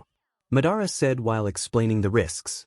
The only reason he was going to allow this is due to Izuku's large chakra pool that rivaled his when he was still alive as the clan head. Izuku should be able to make a max of 30 clones. No more than 30 or he risks death with his current chakra pool.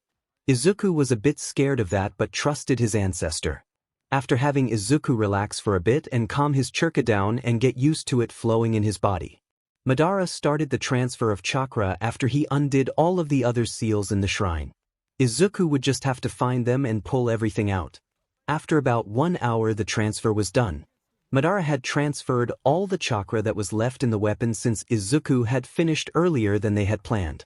This meant that Izuku could go a solid month without feeding Madara's chakra and Madara would be able to stick around without a problem if Izuku was knocked out for a few days. Izuku would have to feed chakra to Madara's if they wanted to project a chakra avatar outside of Izuku's body for Madara to train him via that method, though he could just lead the training from inside of the body as well by just projecting his voice to Izuku's mind. Izuku was directed to all of the hidden spots that had the clan's artifacts. Izuku had discovered scrolls on many different subjects. There were scrolls on Uchiha's main jutsu types like ninjutsu, genjutsu, and taijutsu. Outside of the 3 main jutsus we have many subcategories as well. These don't really have to be actual jutsus but fighting techniques or weapon techniques that our clan has collected over our history. For example, there is some bukijutsu or otherwise known as weapon techniques. I will teach you how to use the war fan or otherwise known as gunbai later, Madara said. Izuku read through the titles of other scrolls. There was some fuinjutsu sealing techniques, kenjutsu sword techniques, kenjutsu forbidden techniques like the shadow clones, medical ninjutsu, shurikenjutsu shuriken, kunai, senbon, etc. techniques. And then there was one about a dojutsu called Shiragian. The dojutsu scroll is about our clan's visual eye ability. We can activate this due to pain and suffering or the loss of loved ones. I believe you will likely have it already due to your past. You will just need to fully activate it. Once you start doing it you will have a large burning sensation in your eyes until you fully unlock it, then it will be a minimal sensation letting you know you have it on. Madara explained. This caught Izuku's attention because of the burning sensation in his eyes. Madara-sensei, I think I do already have it. When my emotions were getting high sometimes in the past I felt a burning sensation in my eyes. Izuku said. Madara expected this due to his past. The question was how far are his eyes at? I want him to acquire the eternal Mangekyo, which means he would never lose his sight. Madara thought since he had stored his original pair of Mangekyo Sharingans in this shrine since he transferred his when his brother Izuna died. The idea that it had to be from a close relative was a lie that Madara himself spread to stop clan members from getting greedy towards obtaining power at the cost of another clan member. Also, activating the Mangekyo Sharingan didn't require someone to kill their loved one either. It was activated from witnessing the death of their loved ones or extreme emotional trauma from loss. Izuku had met this in both regards due to the death of his family relationships and the loss of their love for him while also getting a long life of trauma that should have allowed it to activate. The problem was Izuku would need to learn a few medical justice first before they did the transfer if he did indeed have the Mangekyo Sharingan already since his family betrayed him and all the pain he went through. The process would be really painful since they didn't have any other medical ninja to do it. As such, Izuku had to be awake and do it himself, which meant a large amount of unbearable pain. Though, we might be able to use a shadow clone to do it, thought Madara, but Izuku would still have to be awake in the event the clone somehow dispelled. Madara explained to Izuku how to send chakra to his eyes and soon Izuku did it. They were right and Izuku did have the Sharingan. He had all 3 tomo in his eyes. This wasn't unexpected due to his past. Madara then explained how to activate the next level, which was the Mangekyo Sharingan. He explained that Izuku needed to focus more chakra on the eyes and focus his will to solidify his intentions of pushing his eyes to spin harder. This would trigger it to transform into the next stage, which was the Mangekyo Sharingan if he already had it. As Izuku did it, he was able to show his Mangekyo Sharingan, but he collapsed and fell asleep the moment he did it. I should have expected that since he doesn't have good chakra control, yet since our eyes are draining. Thought Madara. Izuku just slept on the floor for an entire day and woke up hungry and tired. Madara explained that he did have the Mangekyo Sharingan but he wouldn't be able to use them anytime soon due to the chakra demand and his lack of chakra control, which wastes a lot of chakras even though he has a very massive pool of it. It's like building a dam and then blowing it up and everything spills out of the dam in a quick motion, Madara stated when he explained why Izuku ran out so quickly, which caused him to collapse and go to sleep. They also talked about the fact that they won't know what individual abilities his Mangekyo Sharingan grant until they can train it, but that his eyes resembled a 3-pointed shuriken instead of a 4-pointed shuriken. Yes, I'm using Itachi's. It has been several days since Izuku awakened his Mangekyo Sharingan. It has been several days since Izuku awakened his Mangekyo Sharingan. They had gone through the other artifacts that were stored.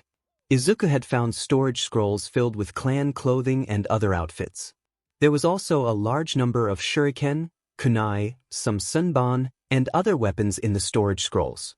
There was also a supply of chakra paper and other chakra weapons. When they had found that, Madara made Izuku push some of his chakra into it to find out his chakra nature. They found out that he has fire and lighting. Madara explained that Izuku could use other elemental jutsu like water, wind, and earth, but they would be weaker than his own natural ones that he is attuned with. It was great that he had the fire nature since Uchiha's had a lot of fire-related jutsu scrolls. They soon finished going through everything that was sealed. Madara got Izuku started on his training. This was done with several methods. In one of the storage scrolls were weights that Izuku could put around his body. Madara had Izuku wear them at all times except for sleeping and then had Izuku start his chakra control. He started him on the basic one, which was the leaf concentration method. Once Izuku had this method down, then they could use the shadow clone method and speed up the training, but doing it before would be risky since Izuku might use all of his chakra and die. This training method is done by placing a leaf over an individual's forehead and having them direct their chakra onto the leaf, using it as a focal point. The idea is to keep the leaf on their forehead and not allow it to fall. Too much chakra and you tear the leaf up, too little it falls. As such, Izuku spent the next few weeks training via this method. It was on the final day of the 3rd week that Izuku was able to make several leaves stay on his head at the same time. Madara was happy with this result and approved of teaching him the shadow clone technique so they could start increasing his training speed and get him to a level that Madara would be happy with, since they only had about 2 years and 3 months left before Izuku attempts to go to UA. Izuku has already been missing for about a month now and has learned some hunting and survival methods during his training from Madara so that he could survive in the forest and not have to risk going to the city and be stopped. Izuku refused to return to his family since he felt happier than ever. Though some people like Bakugo were not so happy. He was not used to his parents looking at him the way they did. It was a look of disappointment, guilt, and pity. Bakugo hated the looks, hated being looked down on with pity. People no longer told him that his dreams were his for the taking and instead they were at risk if he ever screwed up again.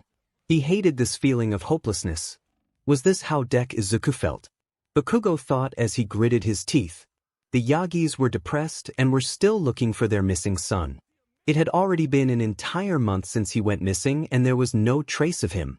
After the cameras on the ATMs, Izuku had hidden in the blind spots of cameras and was able to escape unnoticed. The detective suggested that Izuku learned where they were all at and knew how to avoid them. Protesters were out on the streets for a few weeks demanding change to the schools and discrimination laws. Description of the attacks on All Might's son has been released and the public was outraged with the lack of control in the school. Though not everyone agreed with it and said that the quirkless child deserved it. These people were quickly arrested for discrimination and were looked into for any villain ties by Nizu. Nizu was ruthless on anyone and everyone that came into his eyes regarding the matter of Izuku. The government has suspended both All Might and Telek for several months. They were on thin ice and if they screwed up on something major as they did then they would be slapped with jail time. One reason they weren't thrown in jail right away was due to the fact that they only neglected him and were reckless in their jobs as parents and didn't directly abuse their son. The other reason was because of how high rank they were and how much the government relied on them currently. As such, they were on thin ice. Telek did start to wind down her hours as a hero to increase time and searching for her son. All Might searched whenever he could but had to keep up his work as the #1 for the peace of Japan and supported his wife wherever she needed it. Aizawa looked through some of his contacts in the underground and they never saw him. No one has seen Izuku and that felt weird to Aizawa. Where did you go since no one has seen you in the underworld or on the streets? Aizawa thought. He did consider that Izuku may have fled to another part of Japan and asked his contacts there to keep an eye out. Nizu and the other friends of the family just keep looking during their hero work to see if they would ever find him. Sir Night-Eye had used his quirk again on All Might and tried to see if they would ever find him. Turns out they did. I don't have a clear view of everything. I can only see you standing with Inko in what appears to be Nizu's office. You were muttering about that you had found Izuku. Sir Night-Eye said. Nizu made a statement. I'm assuming it would be the UA entrance exam in roughly 3 years if they are in my office. I had my guess that Izuku would still try for it. It seems we either find him before or it will be fate to find him at UA. Nizu said. They decided to keep searching in the off chance that they find him before then but knew at one point they would find him. However, Sir Night-Eye gave one more warning. I'm sorry I looked further as well to your death again. It's gotten clearer. As you know, my quirk goes black when I can no longer see what's happening, which means death in the terms of my quirk. I saw you on your knees surrounded by a city that is on fire. Buildings are destroyed and fallen across the ground. The person's face couldn't be seen from the angle I was given, but they had red eyes with some marks in their eyes. Everything else was too dark due to the smoke from the fires. Sir stated, and he told them that he still doesn't know when it will be since there are no identifying marks to tell him the date or year. I will just have to face it when it comes. At least I know that I will find Izuku before that day since my death came after meeting him again. That is all I can really ask for. All Might stated. Inko just hugged Toshinori while the others were tense since they wouldn't know when his death would come. The only thing that they could do was to make the best of the time remaining and prepare the best they could to try and prevent that day from happening. Even Sir Night-Eye wanted to keep trying to change the future even though he believed it was impossible to do. So, this was the end of the first month of Izuku being gone. If anyone is wondering, he won't start a high amount of training into the Mangekyo Sharingan until the middle of the 2nd year of his training with Madara or so. Izuku had recently finished the leaf concentration training and Madara has decided to teach him the hand signs that any jutsu really uses. He had Izuku turn his Sharingan on to ensure he copied them correctly since the Sharingan allowed the user to copy movements perfectly. Izuku asked why since he didn't know this information and Madara explained it. The Sharingan provides 2 broad abilities, the Eye of Insight and the Eye of Hypnotism. The Eye of Insight allows us to see chakra and detect irregularities in a person's chakra flow. Though this won't be really useful for you since there aren't other chakra users anymore. It also grants incredible clarity of perception to the point you can read lips and mimic people's movements. If you get good at it, you could predict their next movement, which will come in handy for hero work. However, to do all of this you need to be physically able of keeping up with the visual information. That's why we keep increasing the weights you're wearing to train you to be able to do that.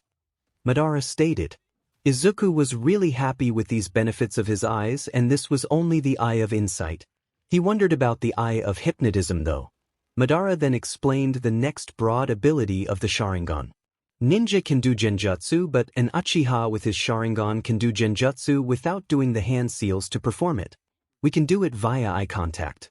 This can be used to suggest thoughts and actions for our target, get information out of them, and some more complex actions if you get really good at it. We can also enter someone's mind and scan their memories and even erase them if we maintain eye contact long enough.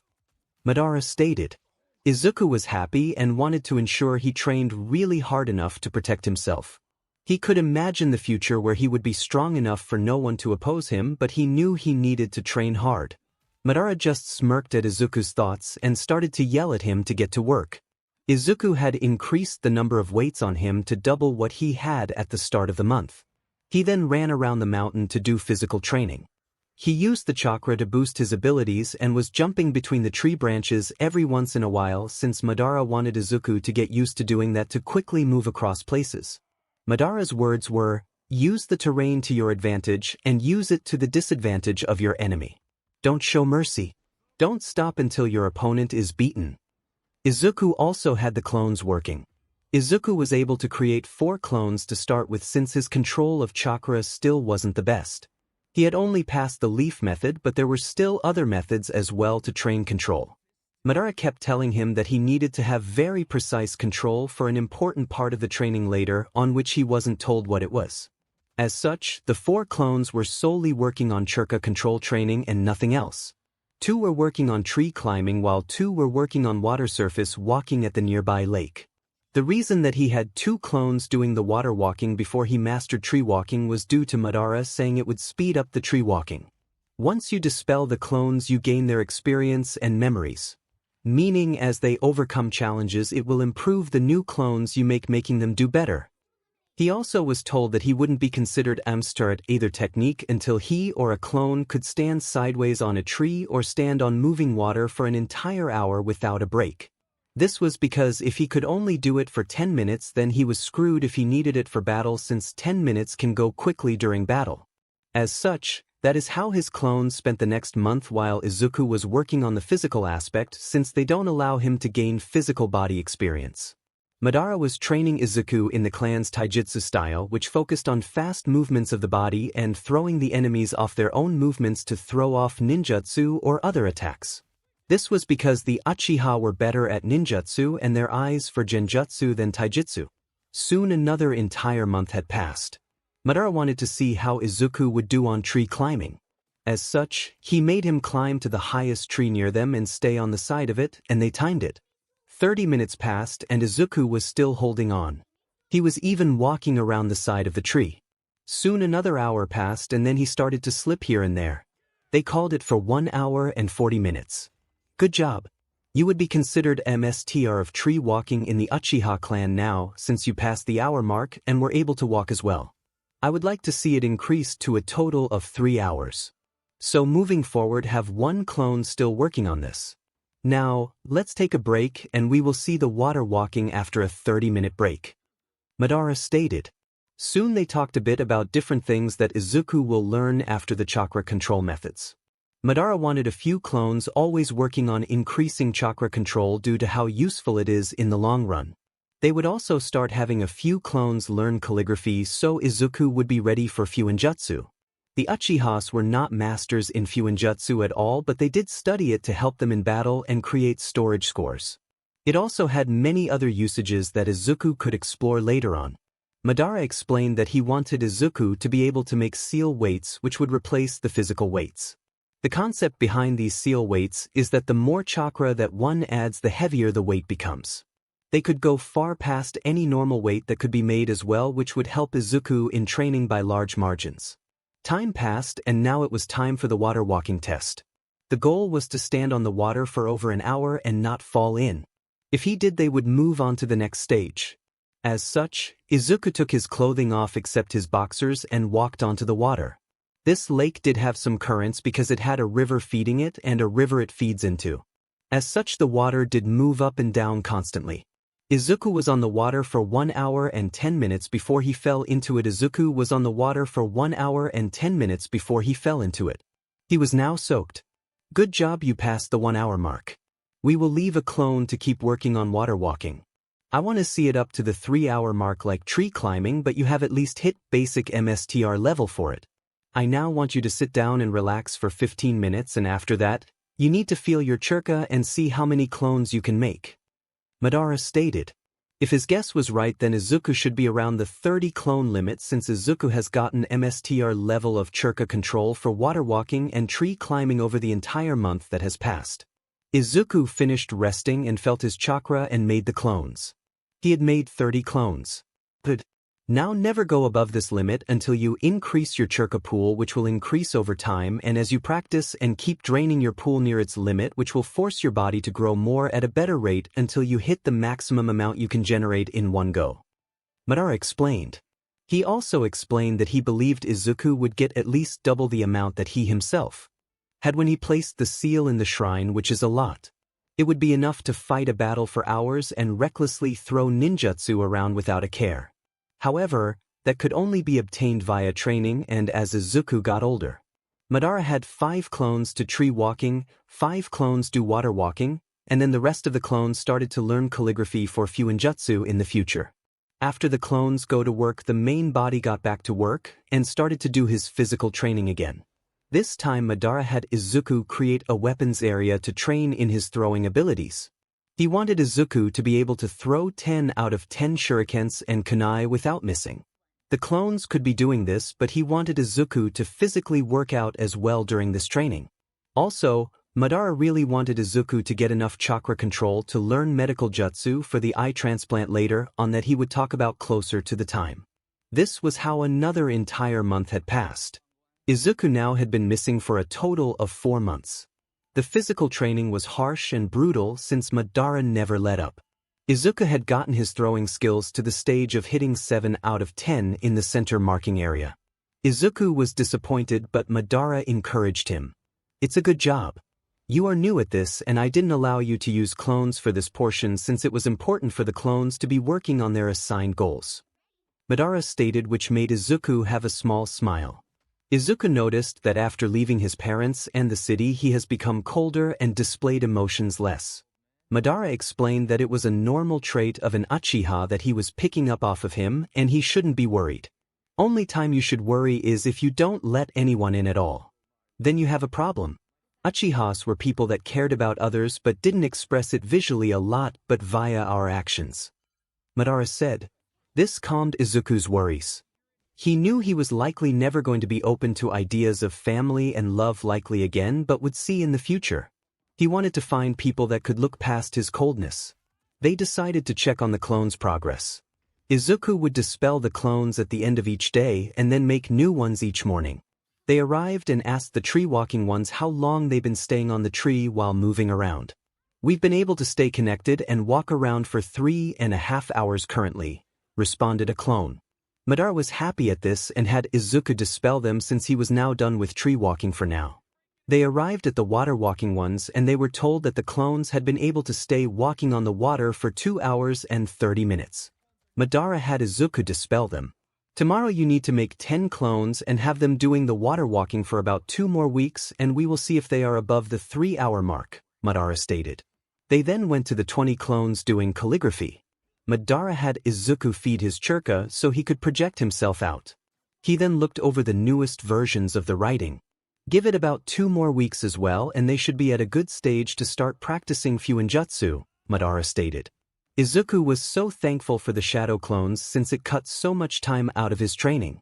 They sat down and rested for the day since it was getting late. Izuku had cleaned the entire shrine of all of the dust so it looked lived in quite well.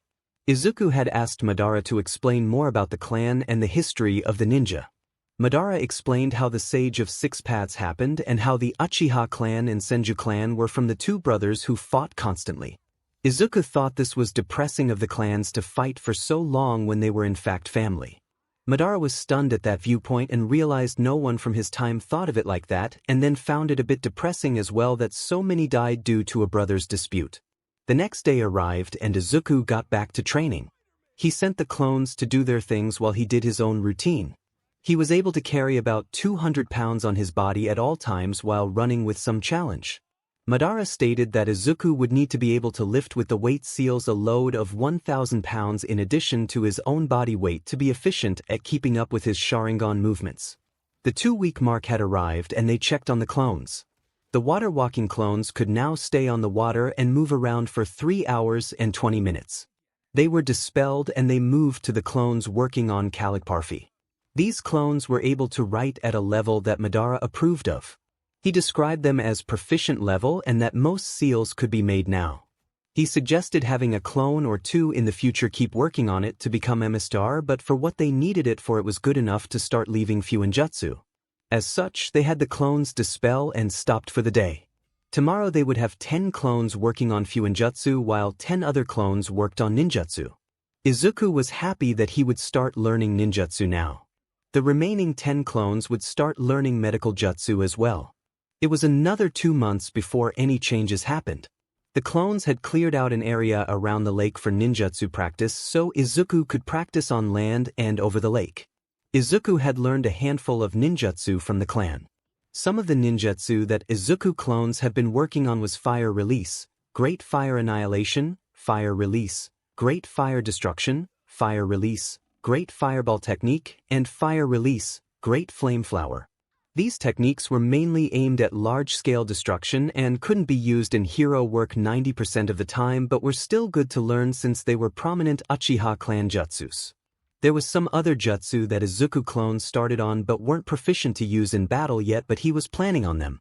Some of these included lighting release attacks, but he could really only practice those when it was storming out so he could hide the use of them and not attract attention to his hiding spot. Though some he could use, like the lightning release, Spied Web, which was an attack that creates a surge of electricity around the user and electrocutes anyone caught in it. Izuku also did learn some other elemental release jutsus but focused on his main ones. However, at the end of the 2 months, Izuku was in for a surprise since his clones had learned some medical ninjutsu. They learned the chakra scalpel and the mystical palm technique. Izuku was curious as to why Madara wanted him to learn these two jutsus. He admits that they are useful to know to heal others, and the chakra scalpel would be really useful for battle as well, but he felt there was something he was missing. That would be correct, Madara said from inside him. He had Izuku feed him some 𝗬𝗪𝗏 for an avatar body. There is a hidden reason. From the start of this training, we have gotten you to have an advanced level of chakra control.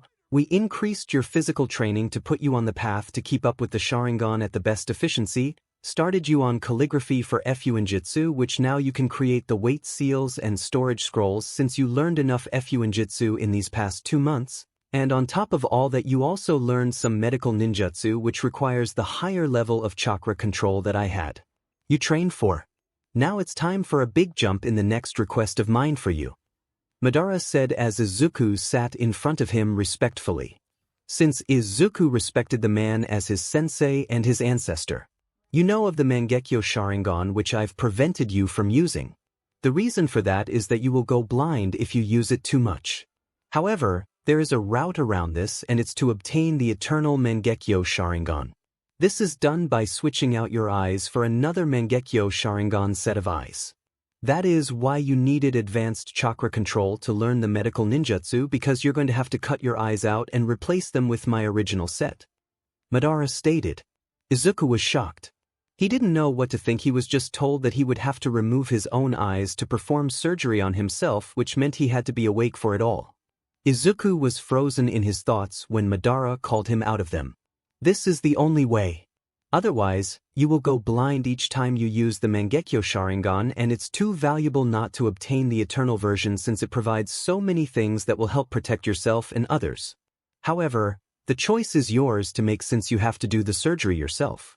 A mistake on your part could destroy the eyes, rendering you blind if you destroy a set of them, Madara stated. Madara also explained that they wouldn't attempt at training the Mangekyo Sharingan until the physical training and ninjutsu training was done due to how complex it was. Izuku also needed to be able to keep up with his Sharingan as well before they did the training, but Madara wanted to do the surgery now if Izuku would do it so his eyes would adjust to his body in the span of time before the training for his Mangekyo. As such, Izuku had to think about what he wanted to do. It was currently at the end of 6 months since Izuku had left home, and he had just been presented with a large decision he never knew he would need to make. Izuku took a week to decide on the surgery. He had asked his MSTR more questions about the surgery and the benefits of him doing it versus the disadvantages. Madara explained that there wasn't really any disadvantage besides a slightly higher increase in chakra consumption, but with how much Izuku has trained in chakra control, the difference wouldn't be really noticeable. Izuku decided to do the surgery, but he was still scared. He had to take his own eyes out after all. They would use shadow clones to do it, but he still had to be awake, and they only had some medicine to numb the eye areas, but Madara had stated that the pain would overcome the medicine easily. As such, Izuku will suffer unbearable pain, and he has to resist the urge of his body collapsing to sleep under the pain. The reason was if for some reason the clones got dispelled, he would need to make new ones. Izuku was nervous, but it was time for the surgery. Izuku had gotten a lot of water from the lake and boiled it. They had clean fabric ready and had laid some down for Izuku to lay on. After about 3 hours of preparing everything and sterilizing some knives that were in a storage scroll, they had ready. Madara showed Izuku where his original eyes were located at. It was hidden in a safe behind the Uchiha crest that was in the shrine hall where he found Madara. Izuku did the hand seals as instructed and placed some of his BLD. The seal came undone and a hole opened up and there were the eyes at. Now it was time for the surgery. It's okay to be nervous. This will be painful, but you have survived the pain. You have survived the hatred. You will survive this and won't break. You will grow stronger so none one will look down on you again without suffering your wrath. You are a Uchiha. Madara shouted the last part. This solidified Izuku's will and they got to work. The clones grabbed the eyes of their 𝗵𝘃𝗧𝗏 and the sterilized equipment as well. They placed some gloves on and injected Izuku with some of the numbing agents into Izuku's face around his eyes. They waited for about 5 minutes and got to work. They pulled the eyelids back and used the medical ninjutsu and chakra scalpel to pull the eyes out. Izuku was screaming in pain. He was glad he had several extra clones made to hold him down to the ground. Master is hurt so much. It's like all the pain in my life combined in one moment. Izuku yelled. Madara just encouraged him to keep pushing through. The eyes had been taken out. That was the hardest part, but it took about 5 minutes to do it, which meant 5 minutes of pain. Now it was time to transplant the new eyes into him and heal him as they go in to ensure they attach to his body correctly. This was still painful, but not as much as removing them. Izuku calmed down a bit during the departs. He was breathing hard but gritted his teeth and told the clones to get to work. A clone was working on each eye to ensure it went faster. They slowly placed the eyes in and used the mystical healing hands jutsu at the same time. It was around 10 minutes after they started placing them in that they finished. It took longer due to the fact that they needed to go slow to ensure they didn't damage anything and make sure everything attached. The clones wrapped Izuku's face in bandages since he would need to wear them for about 2 weeks before he could take them off. The clones didn't dispel since Izuku would not be able to see for 2 weeks. As such, they would do everything for him during the 2 weeks. They pulled Izuku over to the bed and laid him down and put a moist cloth on Izuku's forehead to help cool him down and help keep off a fever. As Izuku laid there, he could hear his 𝗵𝘃𝗧𝗏 speak to him. Good job, my student. You have done well. Now just rest and let the clones take care of you for the next 2 weeks. We will spend this time just talking about our clan history more and other things you would like to ask. Madara stated. Izuku grunted out a yes to his 𝗵𝘃𝗧𝗏 since he was so exhausted. As Izuku listens to his 𝗵𝑆𝑇 start talking about the earlier history of the clan, Izuku soon fell to sleep as he listened to his 𝗵𝑆𝑇r's words. The 2 weeks passed a bit slowly since Izuku wasn't up and moving around like he was used to. They spent most of the time talking about facts and information from Madara's time. Izuku was interested in the different clans and how they all operated. Izuku also told Madara more about the current history and how quirks came to be and how many people are quirkless. Madara thought that people with quirks likely didn't have much ability or talent to use chakra at all and quirkless had a better chance, but they wouldn't know unless they tried to teach others, which Madara didn't want Izuku doing. Madara had told Izuku not to spread chakra to anyone else so that only the Uchiha clan would have it. This was due to how powerful chakra is compared to quirks. Quirks overall limit a person to what the quirk can do and their physical body can do. Chakra enhances the body but allows a vast world of possibilities that will outclass any quirk, even the so-called one for all that All Might had. Based on the description that Izuku gave 𝗲𝗏's All Might strength, Madara had stated that it was possible to use chakra to match it. If you were to focus your training in physical enchantment with chakra, then it is possible to match his strength. However, it is far better to expand on many things and easily deal with him with many solutions than just being a one-trick shinobi. Madara stated. Soon, the last day of recovery came and it was time for Izuku to take his bandages off. Izuku started to pull his bandages off slowly. Do it slowly so your eyes can start to adjust as the light filters through the bandages as they get thinner. This will make it easier for them to adjust when they are fully off. Once they are off, go through the stages of your eyes. Madara stated. Izuku took about 5 minutes to take the bandages off and soon they all came off. He started with his basic Sharingan and then pushed it into his eternal Manjikyu Sharingan. It worked. Congratulations, Izuku. I'm proud of you for bearing the pain to obtain the 𝗵𝘃𝗧𝗏. Madara stated with a small smile on his face. The new Sharingan was like his old one, but the middle section was angled and shaped a bit differently, and he had 3 new lines that looked like they were being pulled into the center of his eyes. 19 The new Sharingan was like his old one, but the middle section was angled and shaped a bit differently, and he had 3 new lines that looked like they were being pulled into the center of his eyes. He had now obtained the Eternal Manjikyu Sharingan, or EMS. I can feel the power difference between the MS and the EMS, Izuku stated. Izuku could see a small smile on his MSDR's face. He was happy that he found Madara. He was happy that he could train to be a proud clan member and restore the Uchiha name into the world again. Now we won't do training with it for now. I want them to adjust to your body more and want you to get other training done. We still need to get your physical abilities to match your Sharingan speed. As such, it's time to get to work, Madara stated with a cold smirk. Izuku felt a chill down his spine as he got up and summoned the 30 clones. 10 clones started working on making seals, storage seals, and other types that might come in handy. The goal was to be able to make a basic seal in 5 seconds while moving. 10 clones were set to spar between each other in physical combat. Another 10 clones worked on the ninjutsu and training on different ones while doing some experiments to create new ones. You live in an era with many new concepts and a far deeper understanding of how elements work and different compounds. Use that knowledge and have some clones experiment to come up with new attacks or how to make other attacks act differently, Madara stated. Izuku was stunned at that statement. His emissary was right.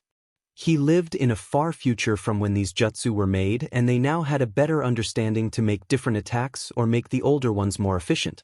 As such, the 30 clones got to work. Izuku himself placed some of the freshly made weight seals on himself and increased the amount of weight he had on him. He was able to do 200 pounds before with some challenges. Now he had increased it to 300 and got to work. The end goal was to be able to move around with 1,000 pounds on himself to keep up with the Sharingan. This was how another 2 months passed with the clones doing what they were doing. It was now the end of 9 months since Izuku had left his home, and he had never once left the mountain and its surrounding forest.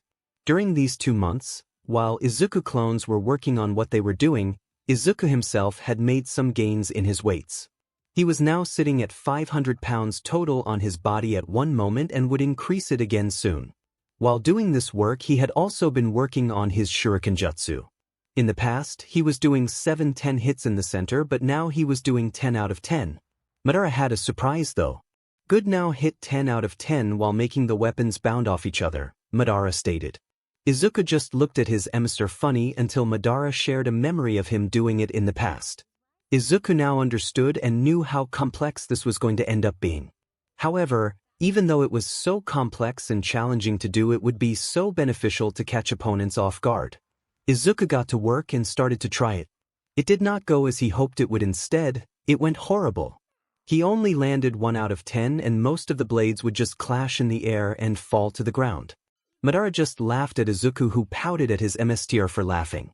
Madara just looked at Izuku and said to keep trying since it was a more complex throwing method. He did give the advice that it's all in the wrist and how he throws it and the difference in speed between each weapon that mattered. Izuku took a break. Izuku wanted to think about the advice that his emissary had given him and decided that they should go look over the sealing practice that the clones did, and it turned out that Madara had approved of the basic seals that had been made by the clones. The clones had made storage seals, weight seals, explosive tags for combat, and a few other seals that they saw in the learning scrolls. Then both Madara and Izuku moved over to the clones that were working on physical sparring. Madara has seen a steady increase in Izuku's ability to fight. Since shadow clones had a mind of their own, it was very useful for this type of practice. Madara thought that Izuku's physical fighting ability was on par with a low mid-level warrior in the clan currently, which was very good. They then moved over to the clones that were working on ninjutsu. The clones had trained with a lot of the clan's jutsu. They made sure they practiced it and got most of the basic clan jutsu learned to a proficient level. They even experimented on some things and came up with some new jutsu. One was a lighting release jutsu, and it allowed him to send an arc of lighting up into the air and direct it back down to the ground at a point with far more power after it pulled energy from the air. He called it Kirin. The clones created this move when there was a lightning storm going on one day. It requires there to be a good amount of clouds in the area to pull the natural lighting from to create the dragon of lighting which he would direct towards the ground. The clones also created a lighting release attack via using the shuriken or kunai. The concept behind it was to place lighting chakra into it and throw it at enemies. If an enemy passed near the kunai, it would release the chakra and shock the people, stunning them long enough for Izuku to get up close and finish them. The clones also took the principle of the chakra scalpel and turned it into a lighting scalpel.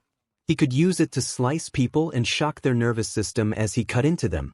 He could also make lighting fly off his hand from a distance and pierce into people, which he called lighting spear. Good, you have started to apply modern theories to the jutsu and made them efficient or created some new techniques. Keep some clones working at making new ones and learning other elemental attacks as well. Now though, I want you to have 20 clones start fighting each other in close combat and have them start using jutsus while they are fighting. Madara stated. Izuku got the clones to work while leaving 10 clones to still work on learning jutsus. Izuku went back to his physical training and his throwing weapons training. Another 3 months have passed, and now it has been an entire year since Izuku has left home. During these 3 months, Madara did not let up at all. Izuku had gotten himself up to 800 pounds on his body. It was turning out to be around a 100 𝗵𝗃 increase each month at his current pace, which they were happy with since they still had roughly 2 years left. Izuku's body was really toned and didn't have any part lacking due to all of the physical training he has done. Madara has also started to make Izuku run through the forest and go across it at a high speed while having all of his clones throw blunted down weapons at him. They blunted them just in the event that he screwed up and didn't dodge a weapon in time. The goal of this training was to increase his physical abilities but also increase his situational awareness around him. He was dodging about 80% of the weapons thrown at him. Madara wouldn't consider him passing until he could dodge all of them and do it while running across the forest. One mistake is death.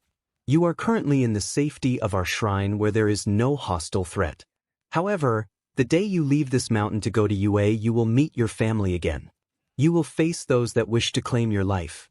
During that time you must overcome all odds because you are a proud Uchiha and you are not allowed to be defeated during battle. You must claim victory or be dishonored and face the possibility of death. Madara stated with a scowl. Izuku knew this well. He refused to be defeated anymore and he refused to be dishonored like he was in the past. He refused to bow his head to others anymore. He now had a clan to represent and he needed to represent it with honor. Izuku refused to dishonor the clan name. He refused to allow the Uchiha name to be stained by him because he bowed his head. He was a Uchiha and was proud of it. During the past 3 months, Izuku had also gotten his throwing weapons training up to 8 out of 10 hits. Now, this wasn't the basic throwing weapon training where he was already at 10 out of 10 all the time. Instead, this was when he was making the weapons hit each other and strike a target once it had bounced off another weapon. Madara was proud of Izuku's training and achievements so far.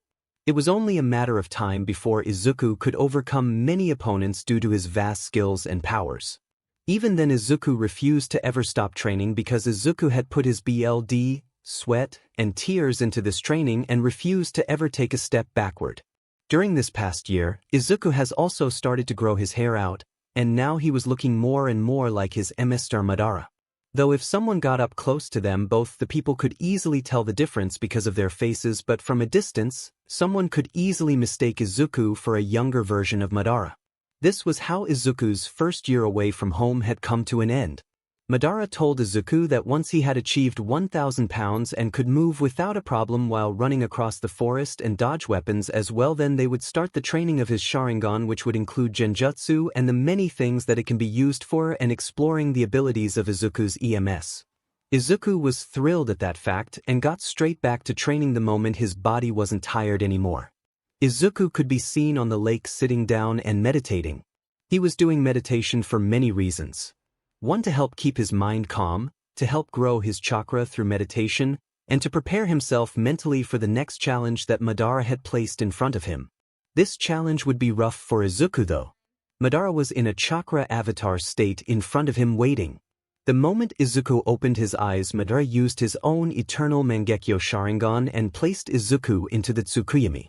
The reason for this is because Izuku was undergoing ruthless mental training. Due to Izuku's past, Madara was concerned that Izuku might let his emotions get the better of him on the day that he met his past family. As such, Madara decided to place Izuku through mental conditioning. Izuku would be exposed to Madara's past memories from the Great Warning PRD between the clans. These would be bloody memories that would desensitize Izuku quite a bit, so Izuku would become better at controlling his emotions in stressful situations and not go into a rage state when he saw his parents or Bakugo. This would also allow Izuku to become more efficient in battles since he would be desensitized to BLD and wounds. Madara had warned Izuku that he would become a bit colder on the outside towards other people's and most would not know what he truly thinks. This did have its benefits of being less easy to read but would put people off from him if they could not see past his cold exterior. As such, making friends and allies might prove problematic in the future. Izuku was willing to accept the results since he didn't want people that couldn't get used to him. Izuku entered the Tsukuyomi and started to witness the memories as they went by. He saw the battles that Madara was in. He saw the death of Izuna Uchiha, the brother of Madara.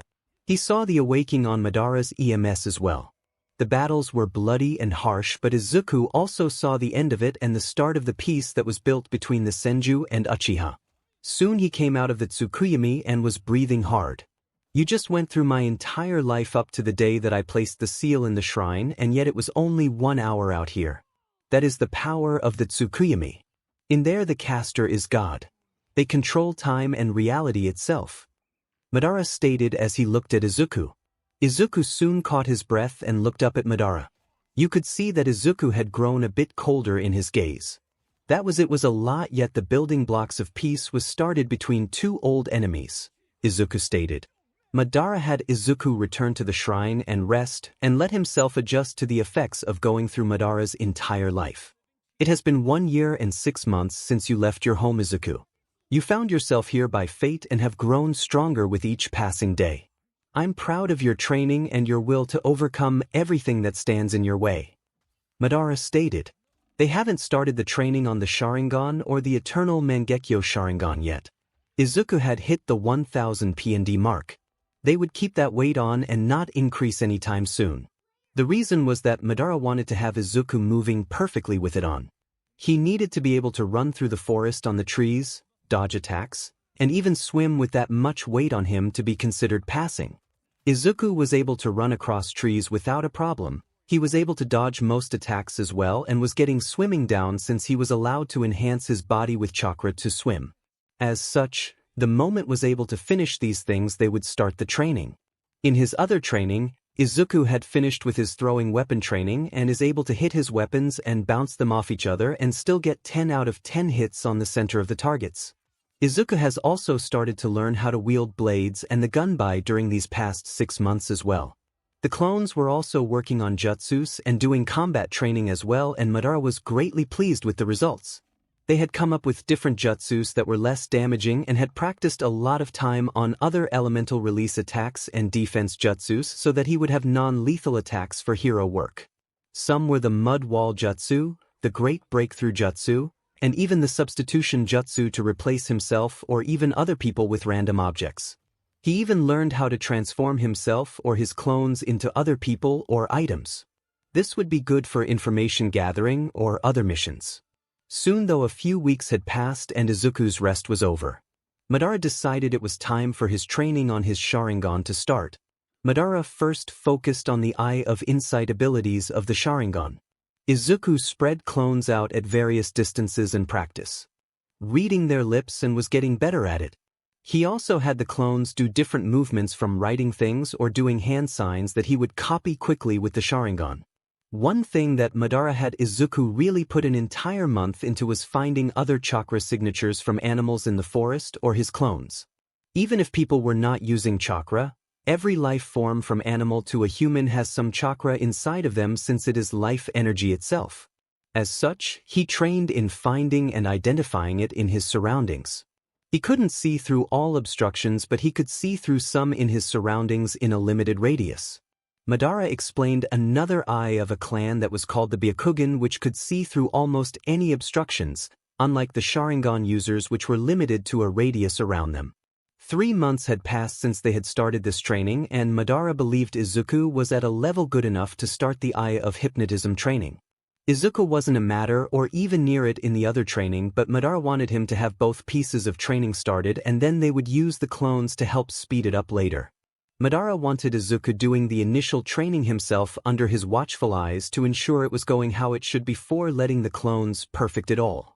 Izuku was really interested in the Eye of the Hypnotism training section. His interest grew even more after being put through Madara's memories through the 𝗧𝗵𝗲. This training section included powerful abilities, though Madara had a warning for him. Don't use it on every single person. Genjutsu can cause mental damage to people. As such, only use it when you really need to, or using the other broad abilities under this training section, like reviewing people's memories or erasing someone's memories. If someone was placed under a powerful genjutsu for too long, then it could put them in a comatose state. Madara stated. Izuku grimaced at this. What about when you put me under? Izuku asked him. You didn't really suffer mental damage but became colder since you more or less lived my memories. What I'm talking about is genjutsu with the purpose of harming the opponent. Though when we practice some on you so you understand what they feel like, you will be able to resist it far better since you can use chakra and you have a Sharingan. Madara stated. Soon they started the Eye of Hypnotism training. Another 3 months have passed, and now it has been 2 entire years since Izuku had left his home. For the past 3 months, Izuku has worked on his genjutsu abilities. Izuku used his own clones to practice on since they had a mind of their own. Izuku had gotten good at placing people under a genjutsu with only a small glance of eye contact. Madara taught Izuku several different genjutsus that requires the Sharingan. One was the demonic illusion, shackling stakes technique. It would force the opponent to feel the sensation of having spikes driven through them and making them lock into place, unable to move. Another one was the method of extraction of information, erasing memories, and the ability to remove genjutsu placed by others or even controlling someone's body and having them perform actions. After the 3 months of practicing that he did, he gained a good basic level of genjutsu abilities. Izuku had some trouble practicing the reviewing of memories and erasing memories since he only had his clones, but they found a way around this by telling the clone information and then Izuku erasing it. They then questioned the clone about said information and found that Izuku was able to erase the information. Even though clones would transmit the memories back, even the lack of the erased ones would transmit but not affect Izuku since he had already known the information. As such, they used this method to train his genjutsu's abilities and reached a point that Madara was willing to let the clones take over and perfect their skills and experiment without his supervision. It was now time for Izuku himself to start training his abilities of his Mangekyo Sharingan and discover what abilities he had himself. Madara explained that most Mangekyo Sharingan had several basic abilities. As such, Madara suggested Izuku try the 𝗧𝗵𝗲 first.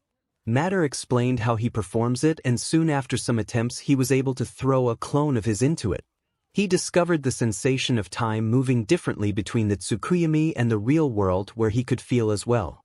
He knew he was still in the real world, but a portion of his mind was inside the fake world where he controlled it. Izuku could also feel the drain on chakra but wasn't concerned about it unless he had to perform it many times in a row. Madara explained that Izuku had far greater chakra than most Uchihas and was closing in on the point of almost doubling what he himself had when he took over as the clan head during the warning 𝗵𝘃𝗲. This was a large amount of chakra for a person to have. Madara also explained that he expected the cap on his chakra to be 3x the amount that he himself had as clan head, which was an alarming amount but still nothing compared to a tailed beast, which Izuku was glad that they weren't around anymore. The next ability that Izuku was training on was the 𝗵𝘃𝗏. Madara explained this was the highest level of fire release possible since it was thought of as the god's fire. Due to it being flames of the god, it would burn former and could never be put out even using water, time passing, or any other method. Only the user that cast it could put it out. Though Madara warned that it causes a lot of strain. The theory for this was because they as humans were summoning a weapon of God and were being punished for it, which causes the user's eye to bleed. It doesn't leave any side effects except the loss of BLD. The next month Izuku attempted another ability which Madara explained was the 𝗧𝗵𝗲. This was a gigantic avatar made of the user's chakra, which can be used for fighting and is said to be an amazing defensive ability, but it costs a large amount of chakra. Madara explained that it has multiple stages as well and gets stronger as the user gets better at it. Izuku got it after quite a few attempts and was able to manifest the skeletal stage, which was the first stage. Izuku was tired after doing this since he has never pushed that much chakra out at one time. It's a taxing ability but so useful once you get good at it, Madara stated. It took Izuku 3 months, a month per ability. They discovered that Izuku currently does not have access to the other abilities and he wasn't likely to get access to the others that Madara knew of. Once they knew what abilities he had, they had clones start working on each ability. 5 clones were working on each ability and the remaining 15 clones worked on the Genjutsu and other Sharingan abilities. Izuku himself went back to other training methods. He focused on increasing his chakra a bit more and doing other training like the weapons training for swords and using his lighting chakra to coat the sword. He created a few attacks by throwing the lighting chakra off his sword and using it to stun people or pierce through things. He could make his sword sharper to cut things or pierce things while also dulling the lighting to just stun as he cuts people. It was now 2 years and 3 months since Izuku had left his home. He only had a few months left before the UA test would start and he would need to return to society and be found. Izuku knew he would need to leave the shrine to go take the exam at the 2 years and 11th month mark, since that is when the exam is set to start. As such, Madara and he got the clones to work during the last few months and Izuku was combining all of his learning into each other to get his teachings to come to fruition. The last few months passed quickly and Madara had also taught Izuku an extremely useful jutsu. This jutsu is called the body flicker technique, or also called Shunshin. It allows the user to move at an extreme speed that people mistake for teleportation. It uses chakra to vitalize the body and move at extremely large speeds. Stated Madara. Izuku got a handle on this jutsu pretty easily due to learning everything else beforehand, which included far more complex abilities. His physical training to efficiently use the Sharingan also played a good role in this since it increased his speed. Madara approved of its use in battle. Normally, you would only use this to move around short or long distances without using it in a battle, but the speed you are moving at due to the training I put you through has allowed you to go speeds that are acceptable for battles, Madara stated. More weeks passed and it was now 3 months before the UA entrance exam. Madara challenged Izuku to a battle inside the 𝗧𝗵𝗲 world where Izuku would fight Madara in a dance. Izuku always loved how his 𝗵𝗃𝗃 described a battle as a dance and had picked up the habit himself. Let us dance, let us dance. Izuku called out. They both went charging at each other and fought. The battle lasted 6 hours inside the 𝗧𝗵𝗲 while only seconds passed in the real world. The battle came out in Madara's win. Good attempt. The reason you lost is that even though I'm dead and I'm only a mass of chakra now, I lived through many battles and have the actual experience while you don't. However, compared to other Uchihas and warriors from other clans, I would describe you as a high-level warrior. You could face many people and win many battles. Though you lack the battle experience, which is your enemy currently. As such, against top-tier warriors, you would lose as you did now. Remember, you are not a god. You can die and lose.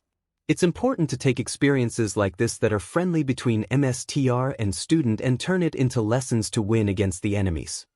Madara stated. Though they both knew that Izuku would have to limit himself in the future since most current humans couldn't withstand most attacks that Izuku or Madara threw off.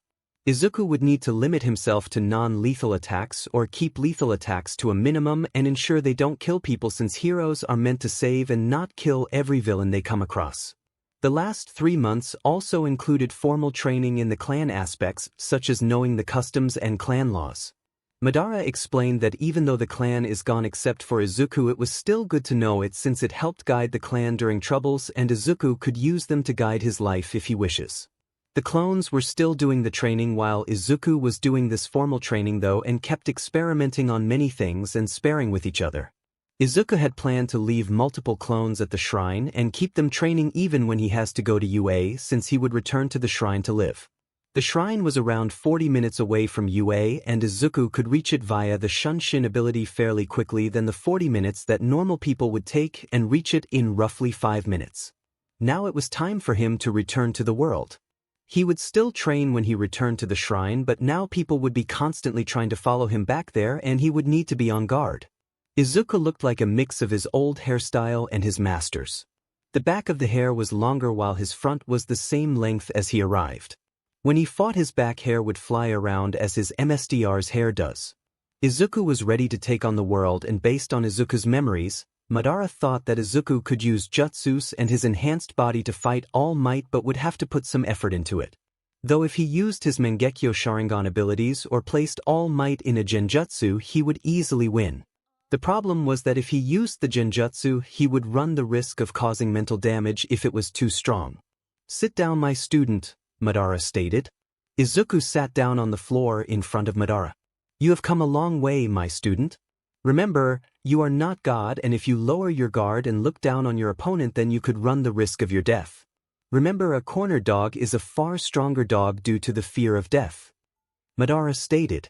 Izuku just bowed his head and thanked Madara for all of the teachings. "Now I shall watch and provide guidance from inside of you moving forward. However, now it's time for you to live your life as your own. I won't get involved unless I think you are going too far in a matter or are screwing up too much and you need to be disciplined. Otherwise, I will just communicate when I see fit," Madara stated, and Izuku acknowledged this. He did want to live his life the best he could on his own as well. Now, it's time for the exam in a few days. As such, go forth and announce to the world that you are no longer Izuku Yagi. Instead, you are a proud member of the Uchiha clan. You are Izuku Uchiha," Madara yelled out. Izuku just responded with a loud yes in reply and started to prepare his outfit for the day. He was going in the battle outfit clothing from Madara's war outfit without the armor, since it wouldn't be allowed. The outfit had the clan symbol on it as well, since he planned to represent his clan with all of his actions. Izuku refused to bow his head anymore, for he is Izuku Uchiha and he is a proud member of the Uchiha clan.